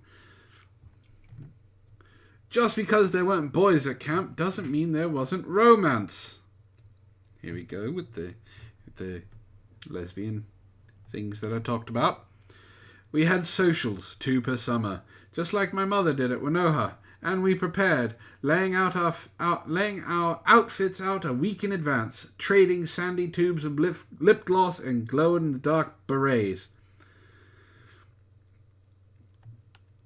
My new friend Ashley, a sporty blonde who was dating the heir to the Utsi potato chip fortune. Utz potato chip. I don't fucking care. Lent me... Is that a real thing? Utz? Yeah, it's an actual brand of potatoes. Potato chip fortune lent me a neon tube top and twisted my hair into tiny fashion dreadlocks. As I returned the favour, applying blush to her already rosy cheeks, I noticed something. "You have an eyelash," I told her, and brushed it away, only to realise the long black hair was actually growing out of her cheek. Ew. Not ew. It happens to most women. It's a long black hair. Yeah, I usually pluck mine.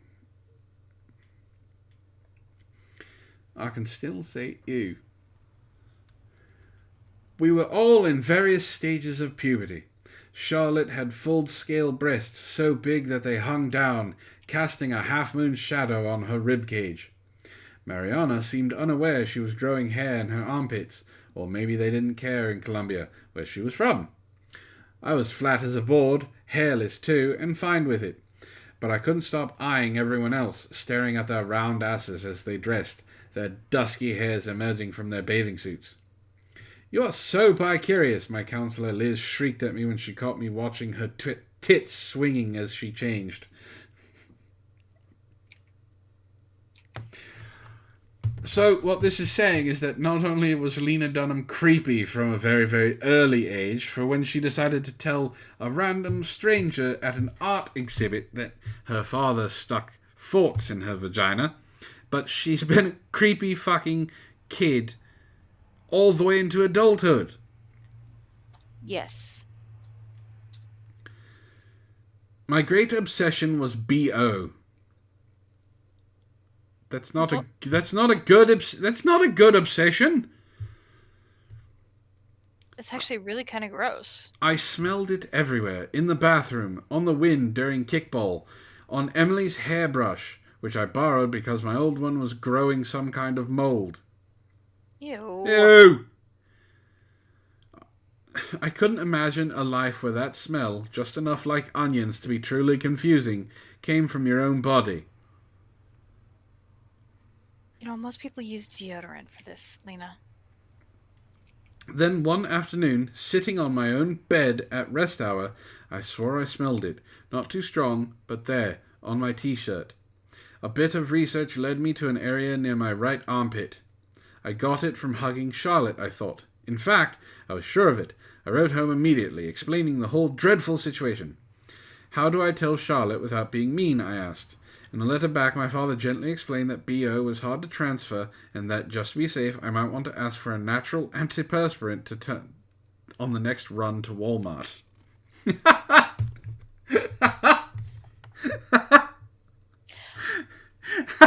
Her dad handled that delicately. Bravo to him, but he basically just said, "Yeah, you smell. Mm-hmm. Wash your ass." The first social of the summer took place at Camp Skylamar, a 40-minute drive from Fernwood Cove, in a barn full of pimply boys in short-sleeve button-downs and boat shoes. In Sync and Brandy played on a weak stereo system. The girls danced nervously in a cluster while the boys hung around the edge of the room, pounding fruit punch. At some point in the night, I opened the door to the bathroom to find a boy hunched over the toilet, furiously masturbating. Okay. Didn't stare at him, just at the girls that are all around her camp. After dusk, I fell into a conversation with a 14-year-old from New Jersey named Brent. He was handsome, with a baseball hat and a boxer's flat face. I told him I went to school in Brooklyn, and he said he didn't know where that was because he wasn't so good at geometry. What? That's not... No. That's not how that works. Right?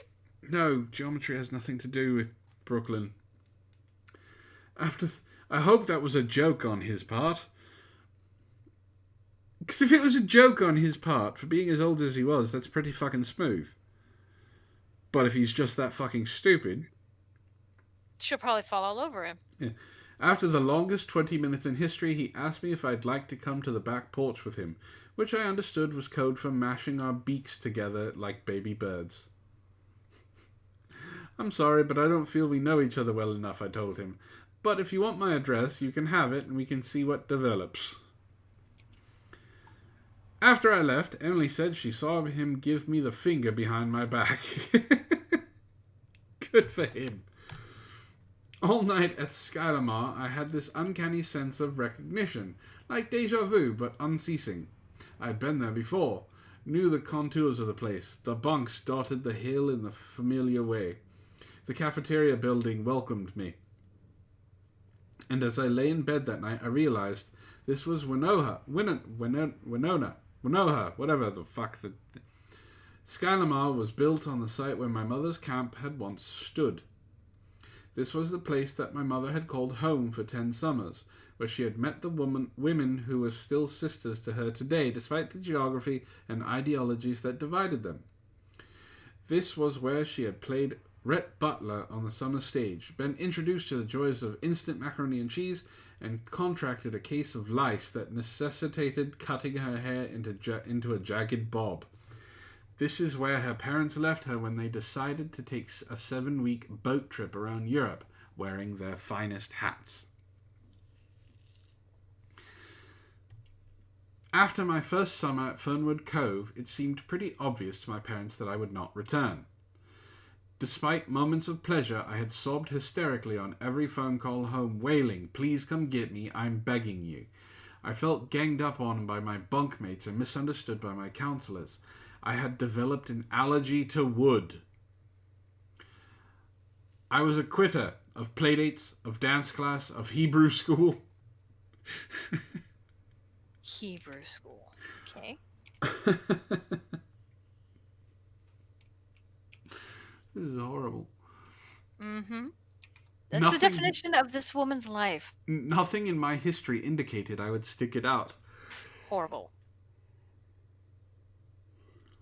But when December's enrollment deadline rolled around, I shocked my parents and myself.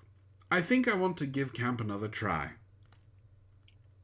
Are you sure? My father asked. You didn't seem happy. No, you didn't, my mother agreed. You can do a day camp or no camp. I'm sure, I said. I think it's important. Some of my camp memories actually belong to my mother.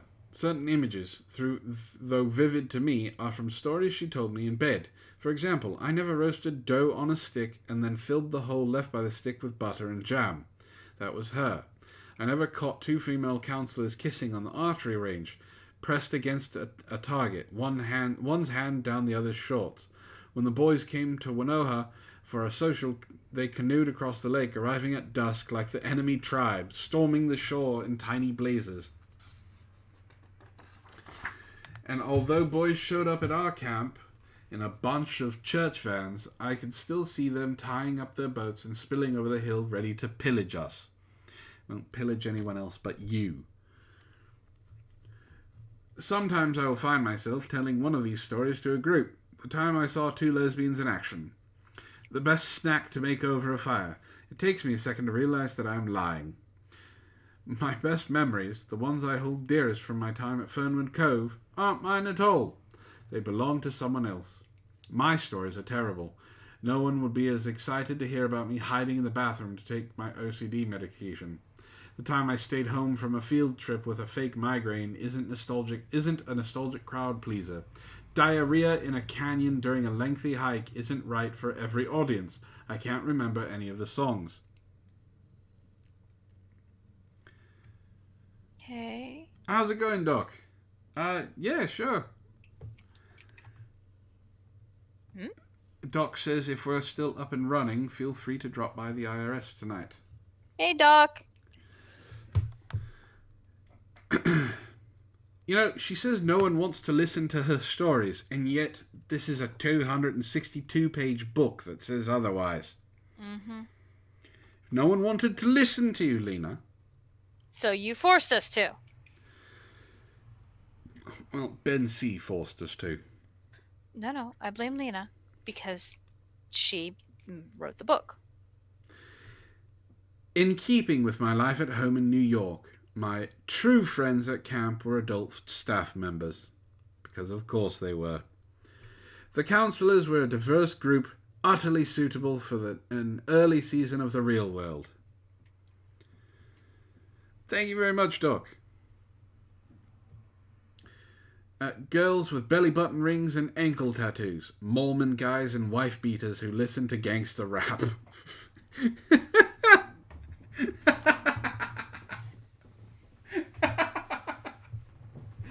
That's fucking stupid.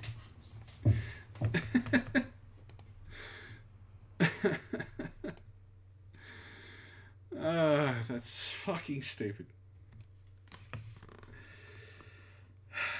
Can Mormons even listen to gangster rap? Yes, but it's frowned on.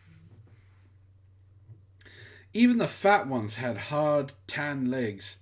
They seemed completely under one another's spells, seduced by their own youth and beauty. This became clear when, From the windows of my top bunk, I saw their wide white asses cavorting on the dock past midnight when they were supposed to be guarding our lives. The first summer I lusted after a college student named Boodoo Ben Gay. That's an unfortunate name.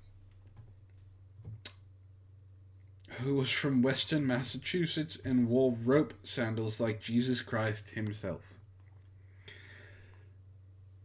He had acne scarring and monstrous big toes, but the way he talked reminded me of Matthew Perry, so dry that even regular words seemed funny. Do not insult Matthew Perry like that. That's horrible. Best thing on the show, friends. We only spoke a few times, though during a kitchen raid he did once pick me up and carry me back to my bunk. I beat his chest, stunned that he was touching me. He smelled like deodorant, the real kind, not the organic stuff my father wore. "No way, young lady," he said as he deposited me on the porch of Bunk Kingfisher. My legs shook, like I was stepping onto land for the first time in weeks.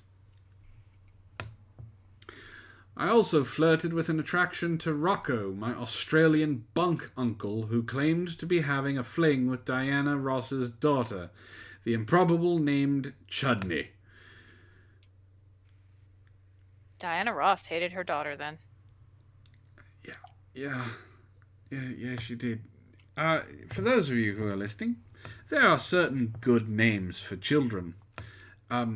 Chudney? Not one of them. Yeah, Chudney is not one of them. Though the male counsellors were not allowed to enter our bunks without at least two female counsellors present. Rocco would often sit outside the screen door and talk to us as the sun went down after dinner. He called me Dunny, which, he explained, was Aussie slang for toilet. It started young, didn't it? It did. It really did. But I found my truest love during my second summer, and his name was Johnny. Johnny McDuff. He was blonde, from South Carolina, and just shy of 22. He dressed in Dickies and Morrissey t-shirts and Wayfarers. He played guitar, because they always play guitar. Songs he'd written himself with titles like Oogie Boogie Girl and Angel Watchin' Over Me. Walked into the dining room late with an easy swagger of a firstborn child. People said he had a crush on Kelsey, the crafts counsellor, but I didn't believe him. She wore a hemp anklet. She laid out to tan. She was common.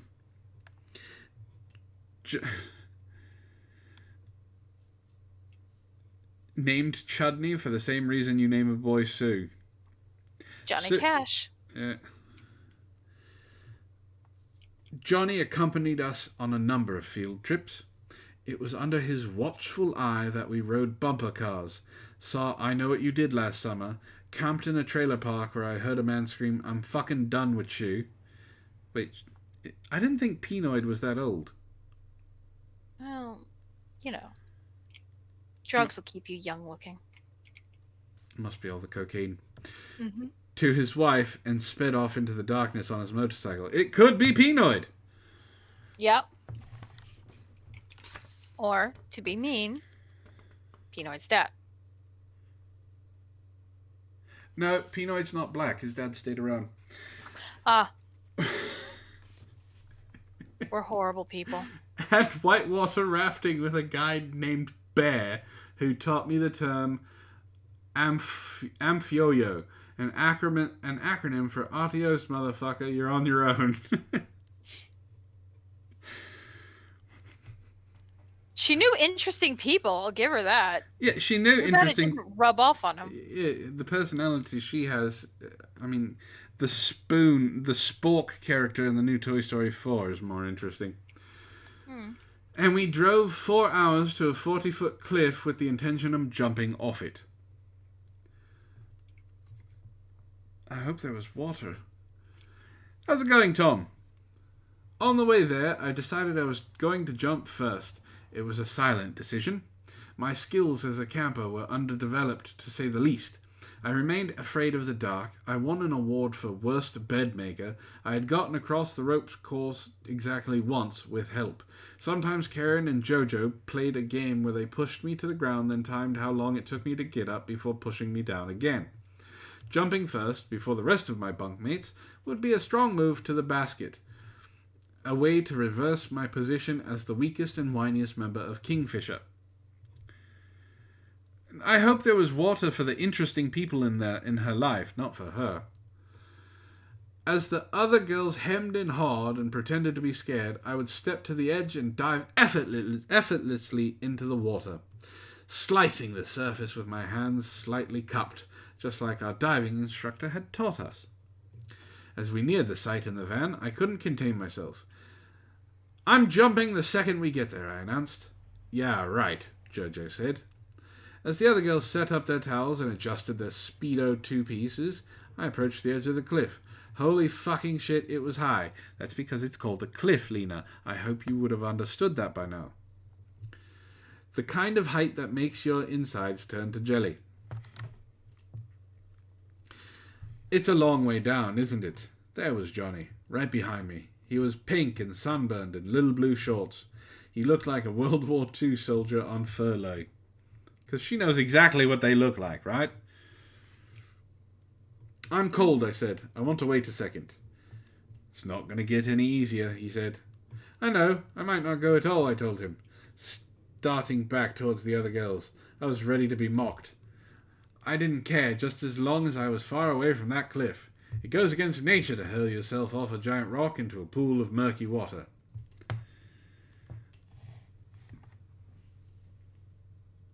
Tom says, "You see the videos of the guy who dives into water from tops of buildings? At one point he broke both legs and he's still doing it." Good for him, I guess. I would... Fucking crazy people. Mm-hmm. I'll tell you what, I'll go with you.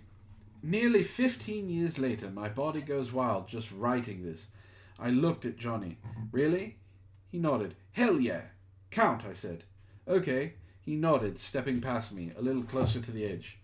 "I'm going to start now. Ready? 1, 2, and we jumped. It wasn't the clean dive I had pictured. I panicked and wriggled in the air like a new kitten, trying to claw my way back up again. Before I could process the sensation of falling, I had hit the water, hard and at the wrong angle. The cold soothed the hurt, soothed the fear. Johnny landed a moment later, and when we surfaced, me sputtering and coughing, yanking my bathing suit out of my butt crack, he nodded a relaxed congratulations, flipping his yellow hair out of his eyes. Later that afternoon, when we stopped from some roadside ice cream, he asked to taste my flavour, bubblegum. He wrapped his tongue around the cone. In my memory, it's an impossibly thick red tongue, and my insides felt even weirder than they had during the jump. I knew he was sending me a secret signal. We could play along, we could have fun with the group, but we were too much for this place. You know, this is the second pedophile she's run into. She does attract them. There was the teacher, then this person. Mm-hmm. That night in my bunk, I imagined shedding my clothes, approaching Johnny and letting him put his hands all over my body. Maybe we would meet outside, in a tent, down the path in the woods. I was practical enough to imagine that he would bring the condom. But not practical enough to realize that it was never gonna happen, Lena. Our last summer, as privileged seniors, we took a bunk trip to New Hampshire to hike, camp, and see a movie. The trip was chaperoned by Rita Lynn, Cheryl, and Rocco, and it was impossible to tell who had a crush on who in the threesome. As 15-year-old campers, we vaguely resembled adults, and the vibe of the trip was distinctly collegial. The counselors addressing us like knowing peers. They barely had to assert their authority, and we amused ourselves gossiping in the back of the van, journaling and singing Britney Spears songs at the top of our lungs. On the last night of the trip, it rained, and using a camp credit card, our counselors checked us into a motel. We all gathered in Rita Lynn's room to play cards and eat peanut butter and jelly, and I noticed, out of the corner of my eye, Rocco opening a beer. And another.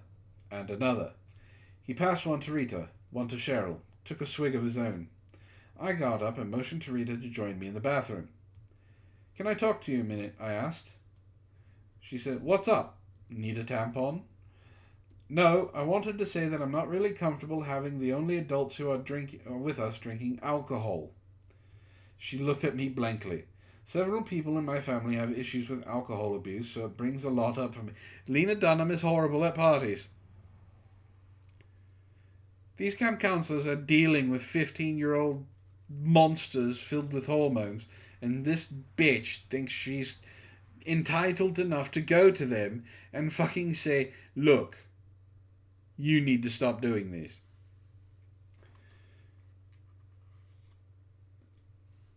"Dude," she looked down at her Tavas. It was unclear whether she was frustrated or guilty. "I really thought you'd be cool." This is Lena Dunham you're talking about. Cool is the last thing on her mind. Mm-hmm. On the last night of camp, we all wore white, and the seniors sent candles out into the lake on tiny rafts and sang "I Will Remember You" by Sarah McLachlan.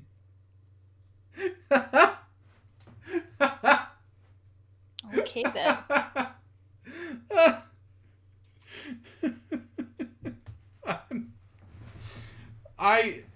If I went to camp and they started doing this bullshit, I'd look them right in the face and go, "Nope, not doing that."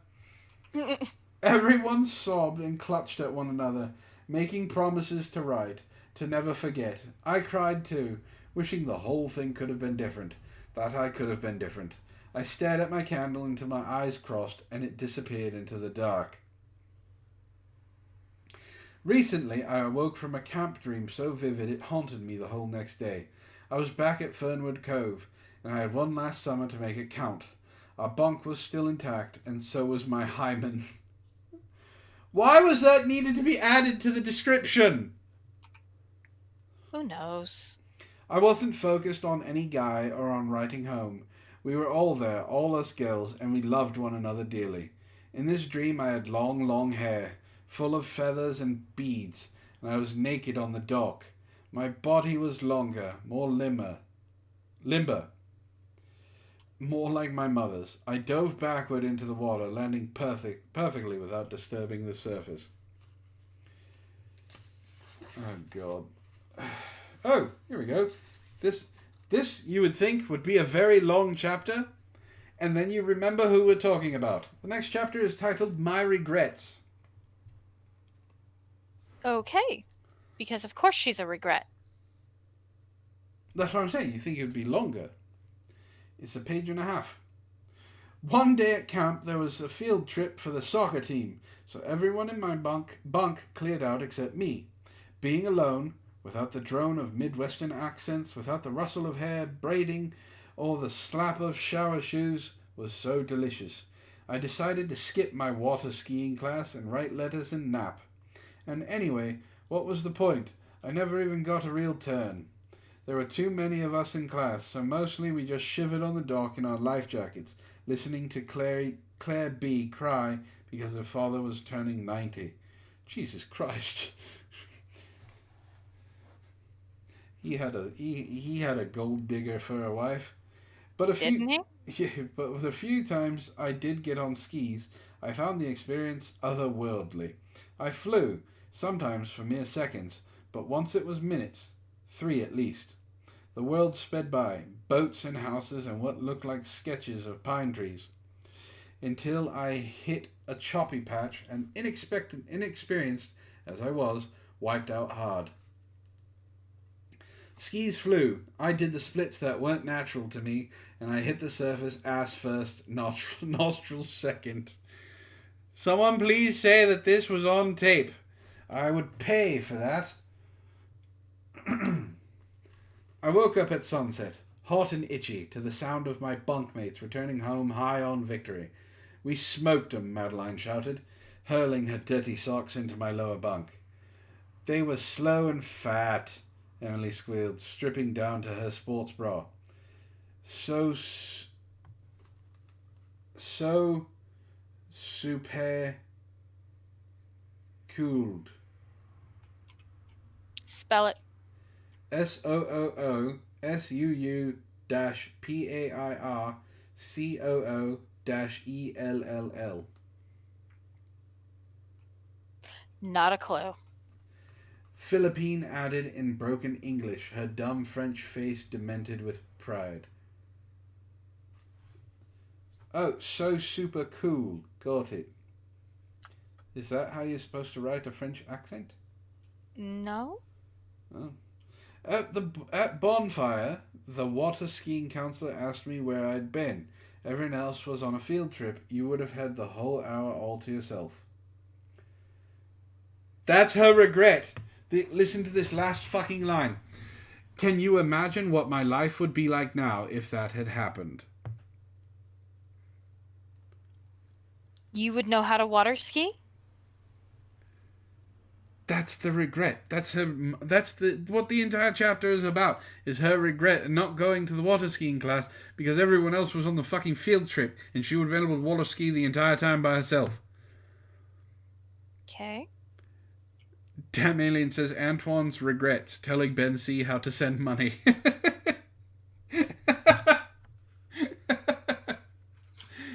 Yeah, not wrong. Not wrong.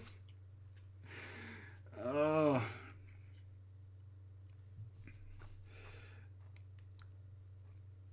We're on 254. You're almost done. 6 pages. You can do this. And this is unless I'm going to read the acknowledgements, which I don't think I will. Yeah, this is the last chapter. Guide to Running Away. A guide to running away for 9-year-old girls. No, I don't regret when you donate, Ben C. I appreciate it. I really do. And so does Ishtar, and so does Wren when you do it on MSNBC. I just regret what happens when you donate. Usually he suffers. You want to run away. You want to run away for a lot of reasons, but let's start with the most immediate. You are mad. At your father because he's not taking you seriously when you say you think you'll lose your mind if you have to spend another night in your bedroom alone, staring at the moon.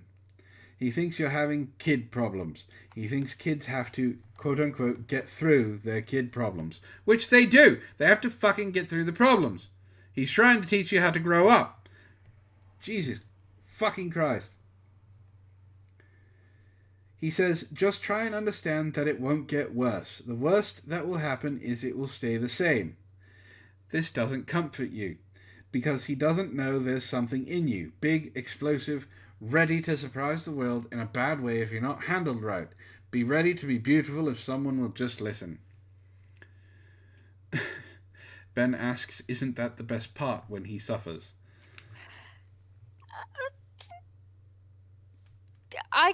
No comment. Choose your words carefully. Why? Because I can do unspeakable things to you. This sounds like an incentive, not a deterrent. You are mad at your mother because sometimes she doesn't pay attention and she says yes to a question that needs a different kind of answer.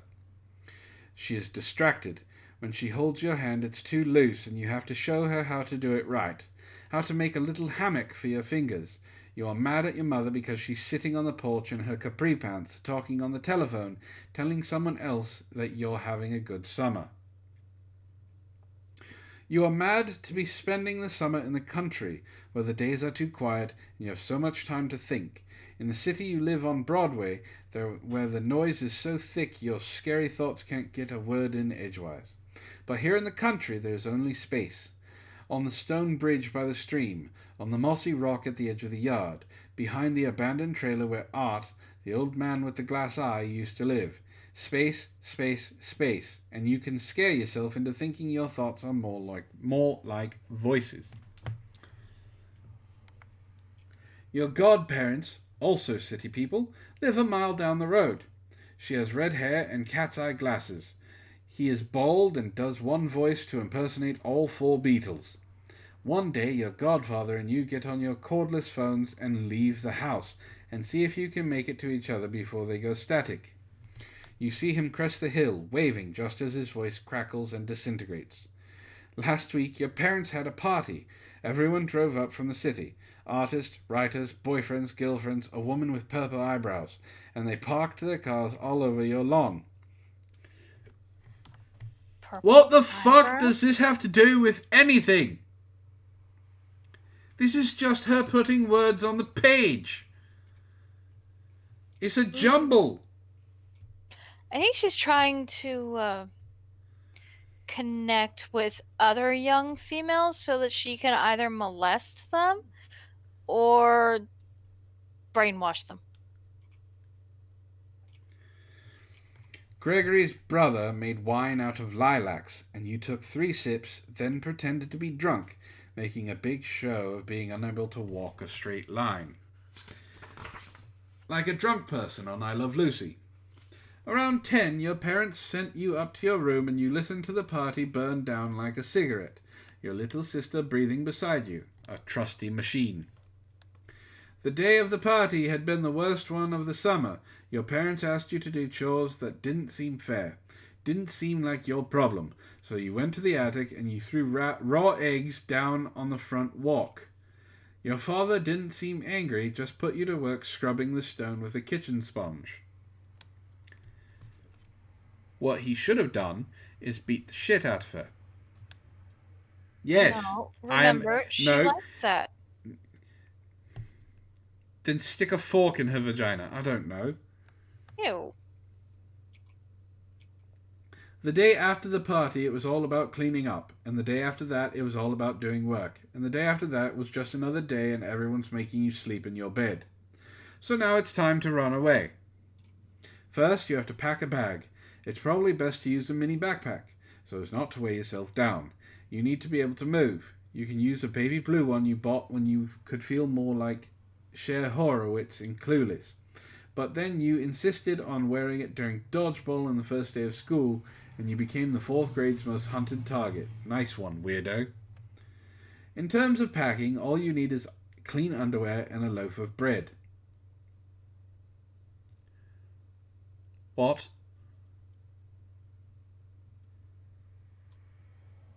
I don't know.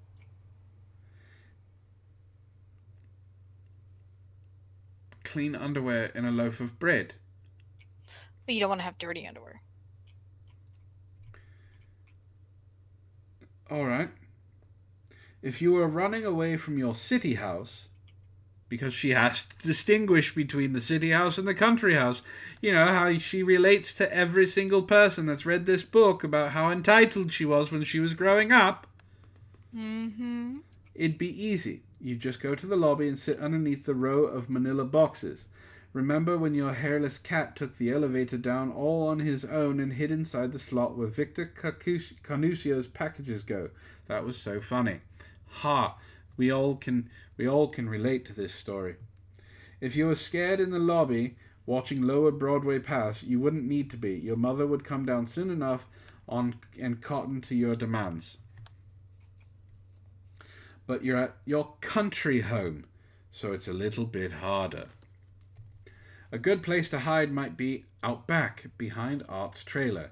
You could also go around the side of the old church, but it smells damp and is at least a 1/4 mile farther, and you hate walking.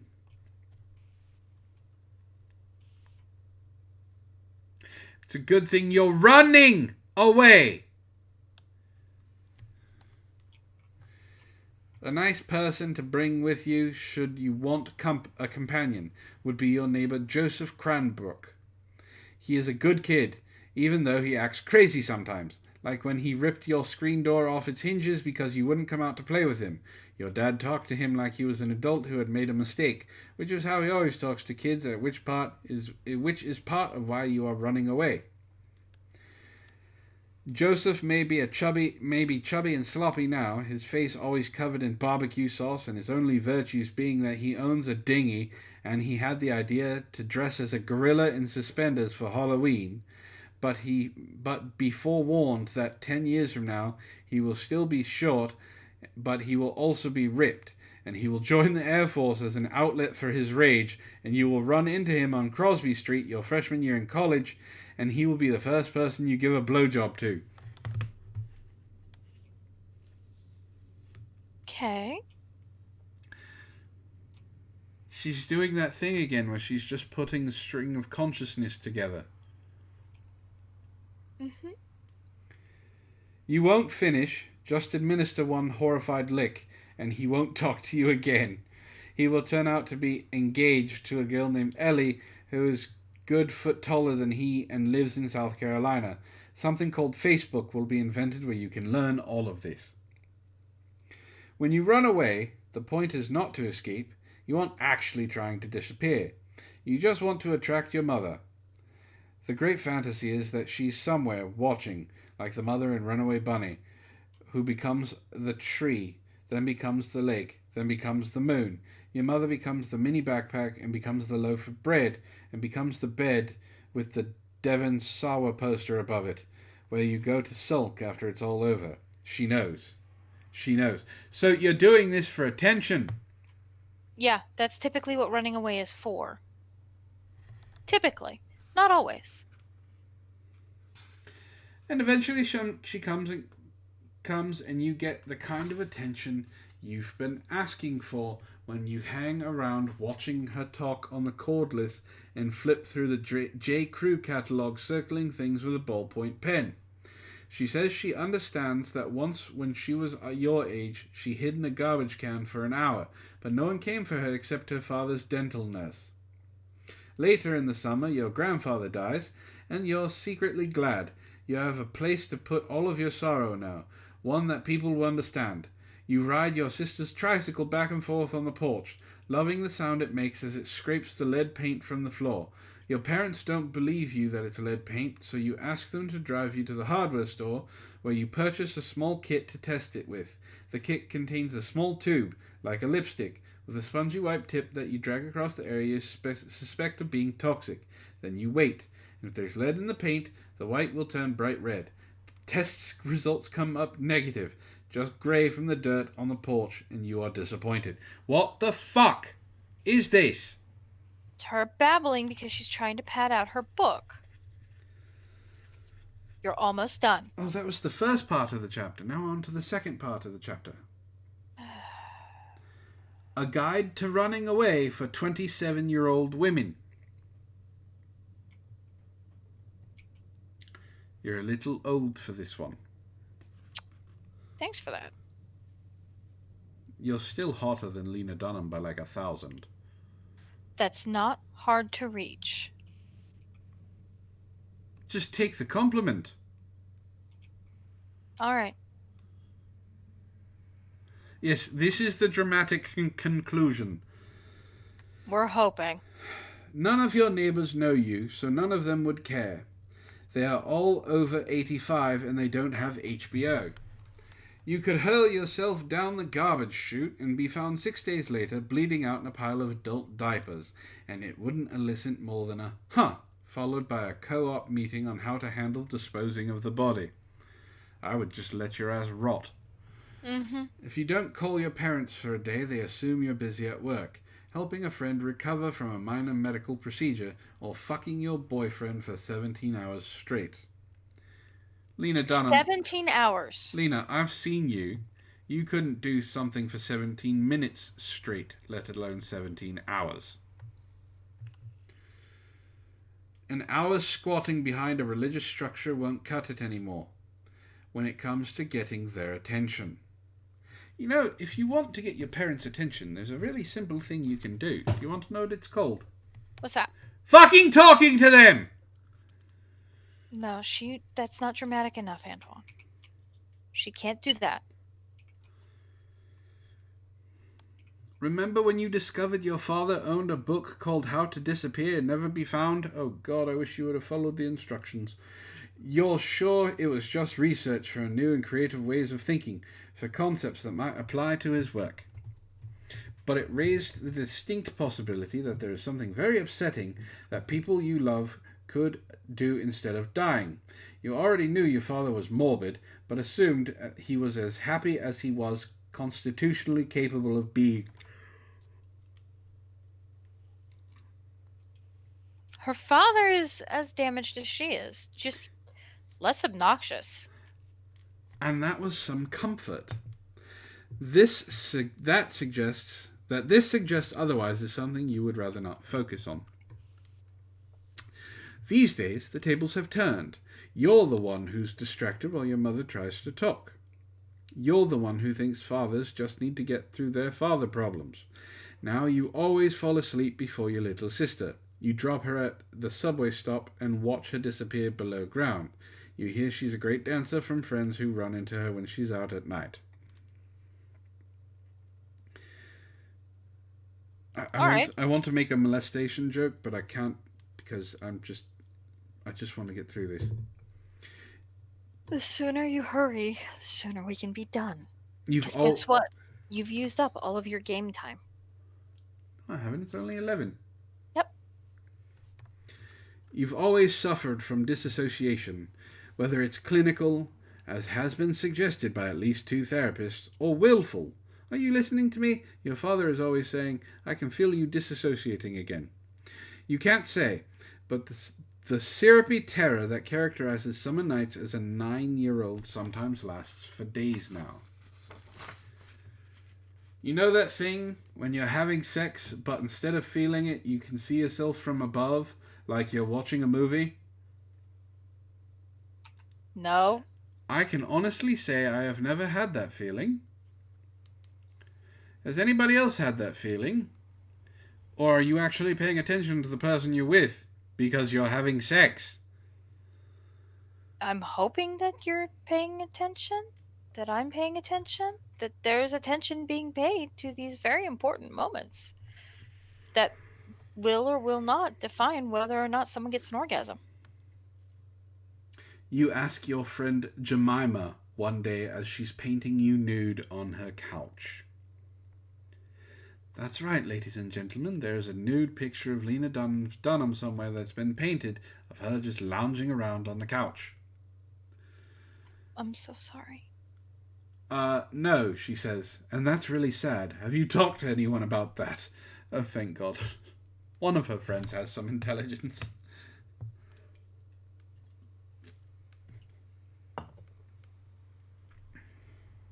Everyone tells you that you look like your aunt. You have the same nose, the same butt. You hug the same way. Like an overcompensating koala. An overcompensating koala. One day she tells you a story about when she was first dating her husband. She knew she wasn't his only girlfriend, but she liked him anyway. One evening he went out to get a beer, and when she heard him return, she pretended to be asleep, just to see what he would do. Would he cover her with a blanket? Would he walk around like she wasn't there, make an important phone call? Would he watch her sleep? You think this must run in the family. You tried this just last week. With the person you are dating, and the results were disappointing. The fact is, since that first blowjob, you haven't gotten any more comfortable with sex. Every sexual encounter has felt like a first visit with a new general practitioner. Awkward, burdensome, a little chilly. Eventually you learn some buzzwords and positions that make the whole thing flow more easily, and you always go into it with the best intentions of not watching yourself from the doorframe like a not very incognito detective. But you're still running away. This woman doesn't know how to have sex. No, we've ascertained that.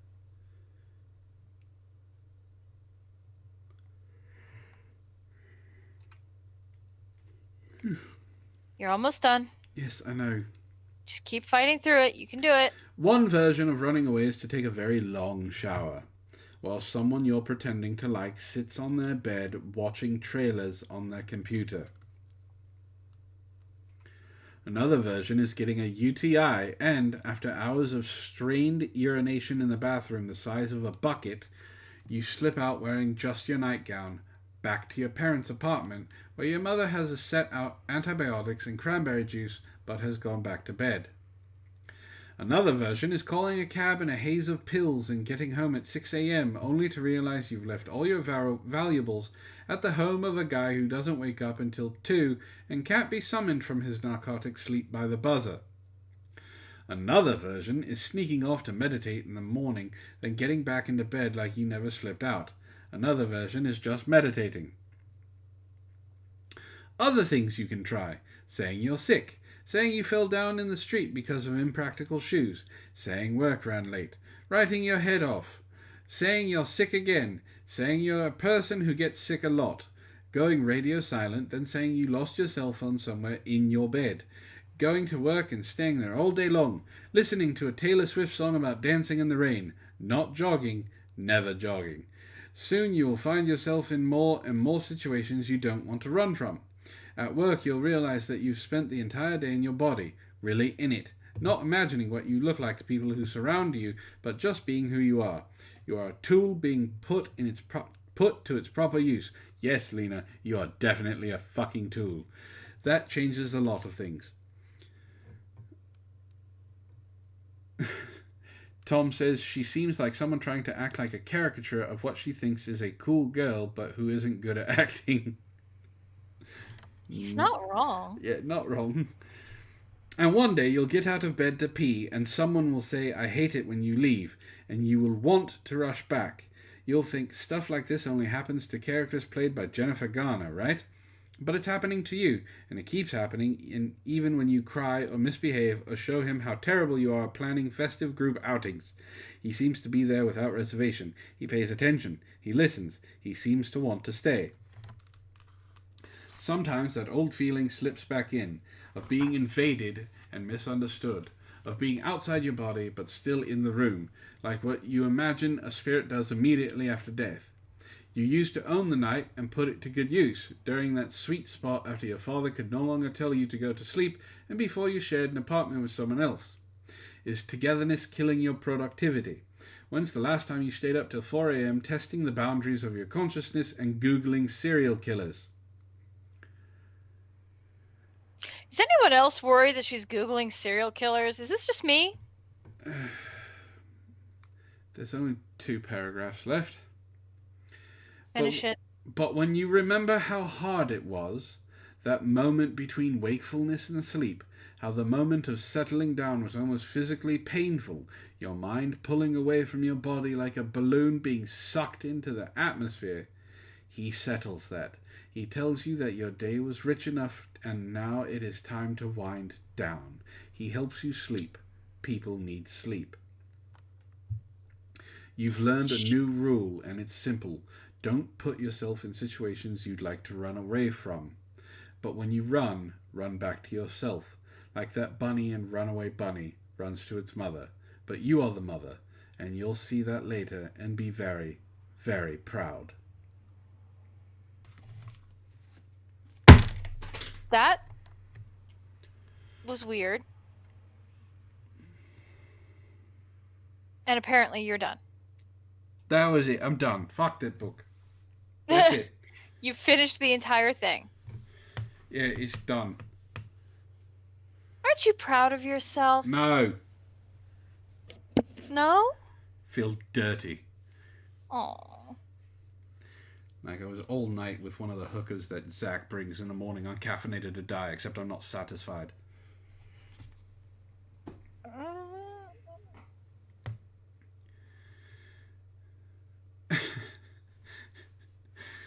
You want me to read Mein Kampf? Well, the next book I have to read is 50 Shades of Grey. Oh, God, that was horrible. Why? Money. No, why did she write the book? Money. And she thinks she matters. I want to hurt her so much. No. Like, it doesn't even have a good ending. I mean, I know she's still alive, so it's not like she fucking killed herself or something like that, and there's someone wearing a Lena Dunham skin suit. But that whole stream of consciousness bullshit was basically saying she found a guy that makes her happy and she's happy to be that person now.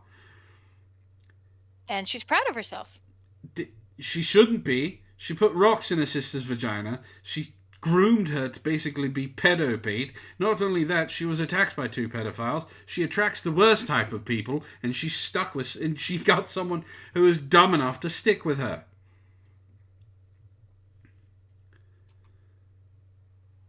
Love makes fools of people.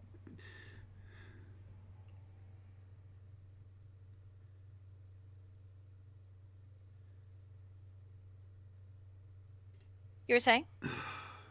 Ben C says, "Good job, Antwon. Do you want a gold star for pressing through?" Thank you for the condescension there, Ben C. Damn Alien says, "She had absolutely nothing to say, did she?" No, that entire book was fucking about nothing. Like Jerry Seinfeld, the show Seinfeld was a show about nothing. It's a horrible show.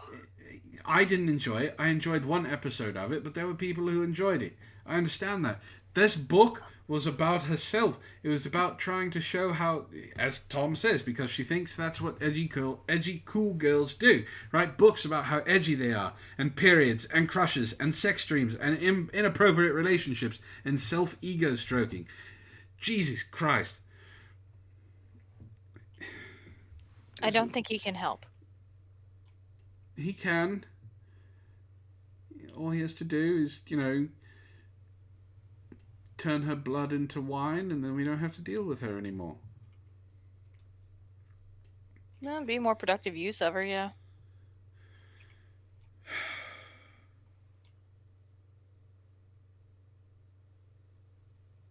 I just...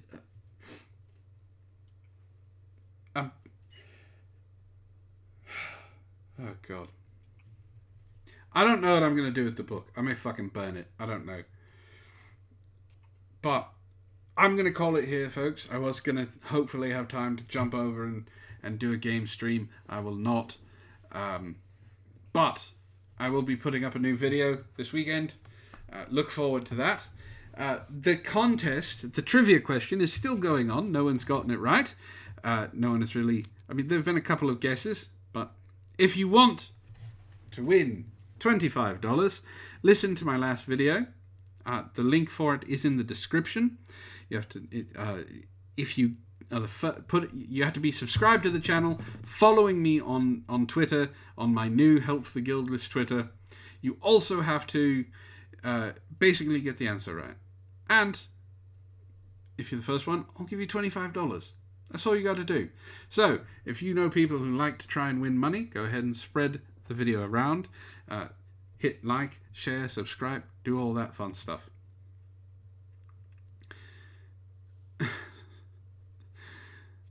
Tom says, "Come on, play some Magic Arena. Why aren't you streaming Magic Arena? I mean, it's fucking free, man. I know you know how to play." Yes, I know how to play Arena. I've played Arena a lot. I'm going to be playing Arena to get my head back on straight after this is over. So... I may actually go over and see what Doc is doing. So thank you for joining me, guys. Thank you for suffering through this with me. I hope you enjoyed it. And next time I do an Antwon Reads, I get to start reading 50 Shades of Grey. This has been a year coming, and I hope it's not as bad as I think it's going to be. So, oh no, it's going to be worse. Shh. Let me have some hope. No. It's got to be better than what we just read. No. No hope for you. So, I hope you all have a wonderful evening, and I'll see you guys next time. Bye.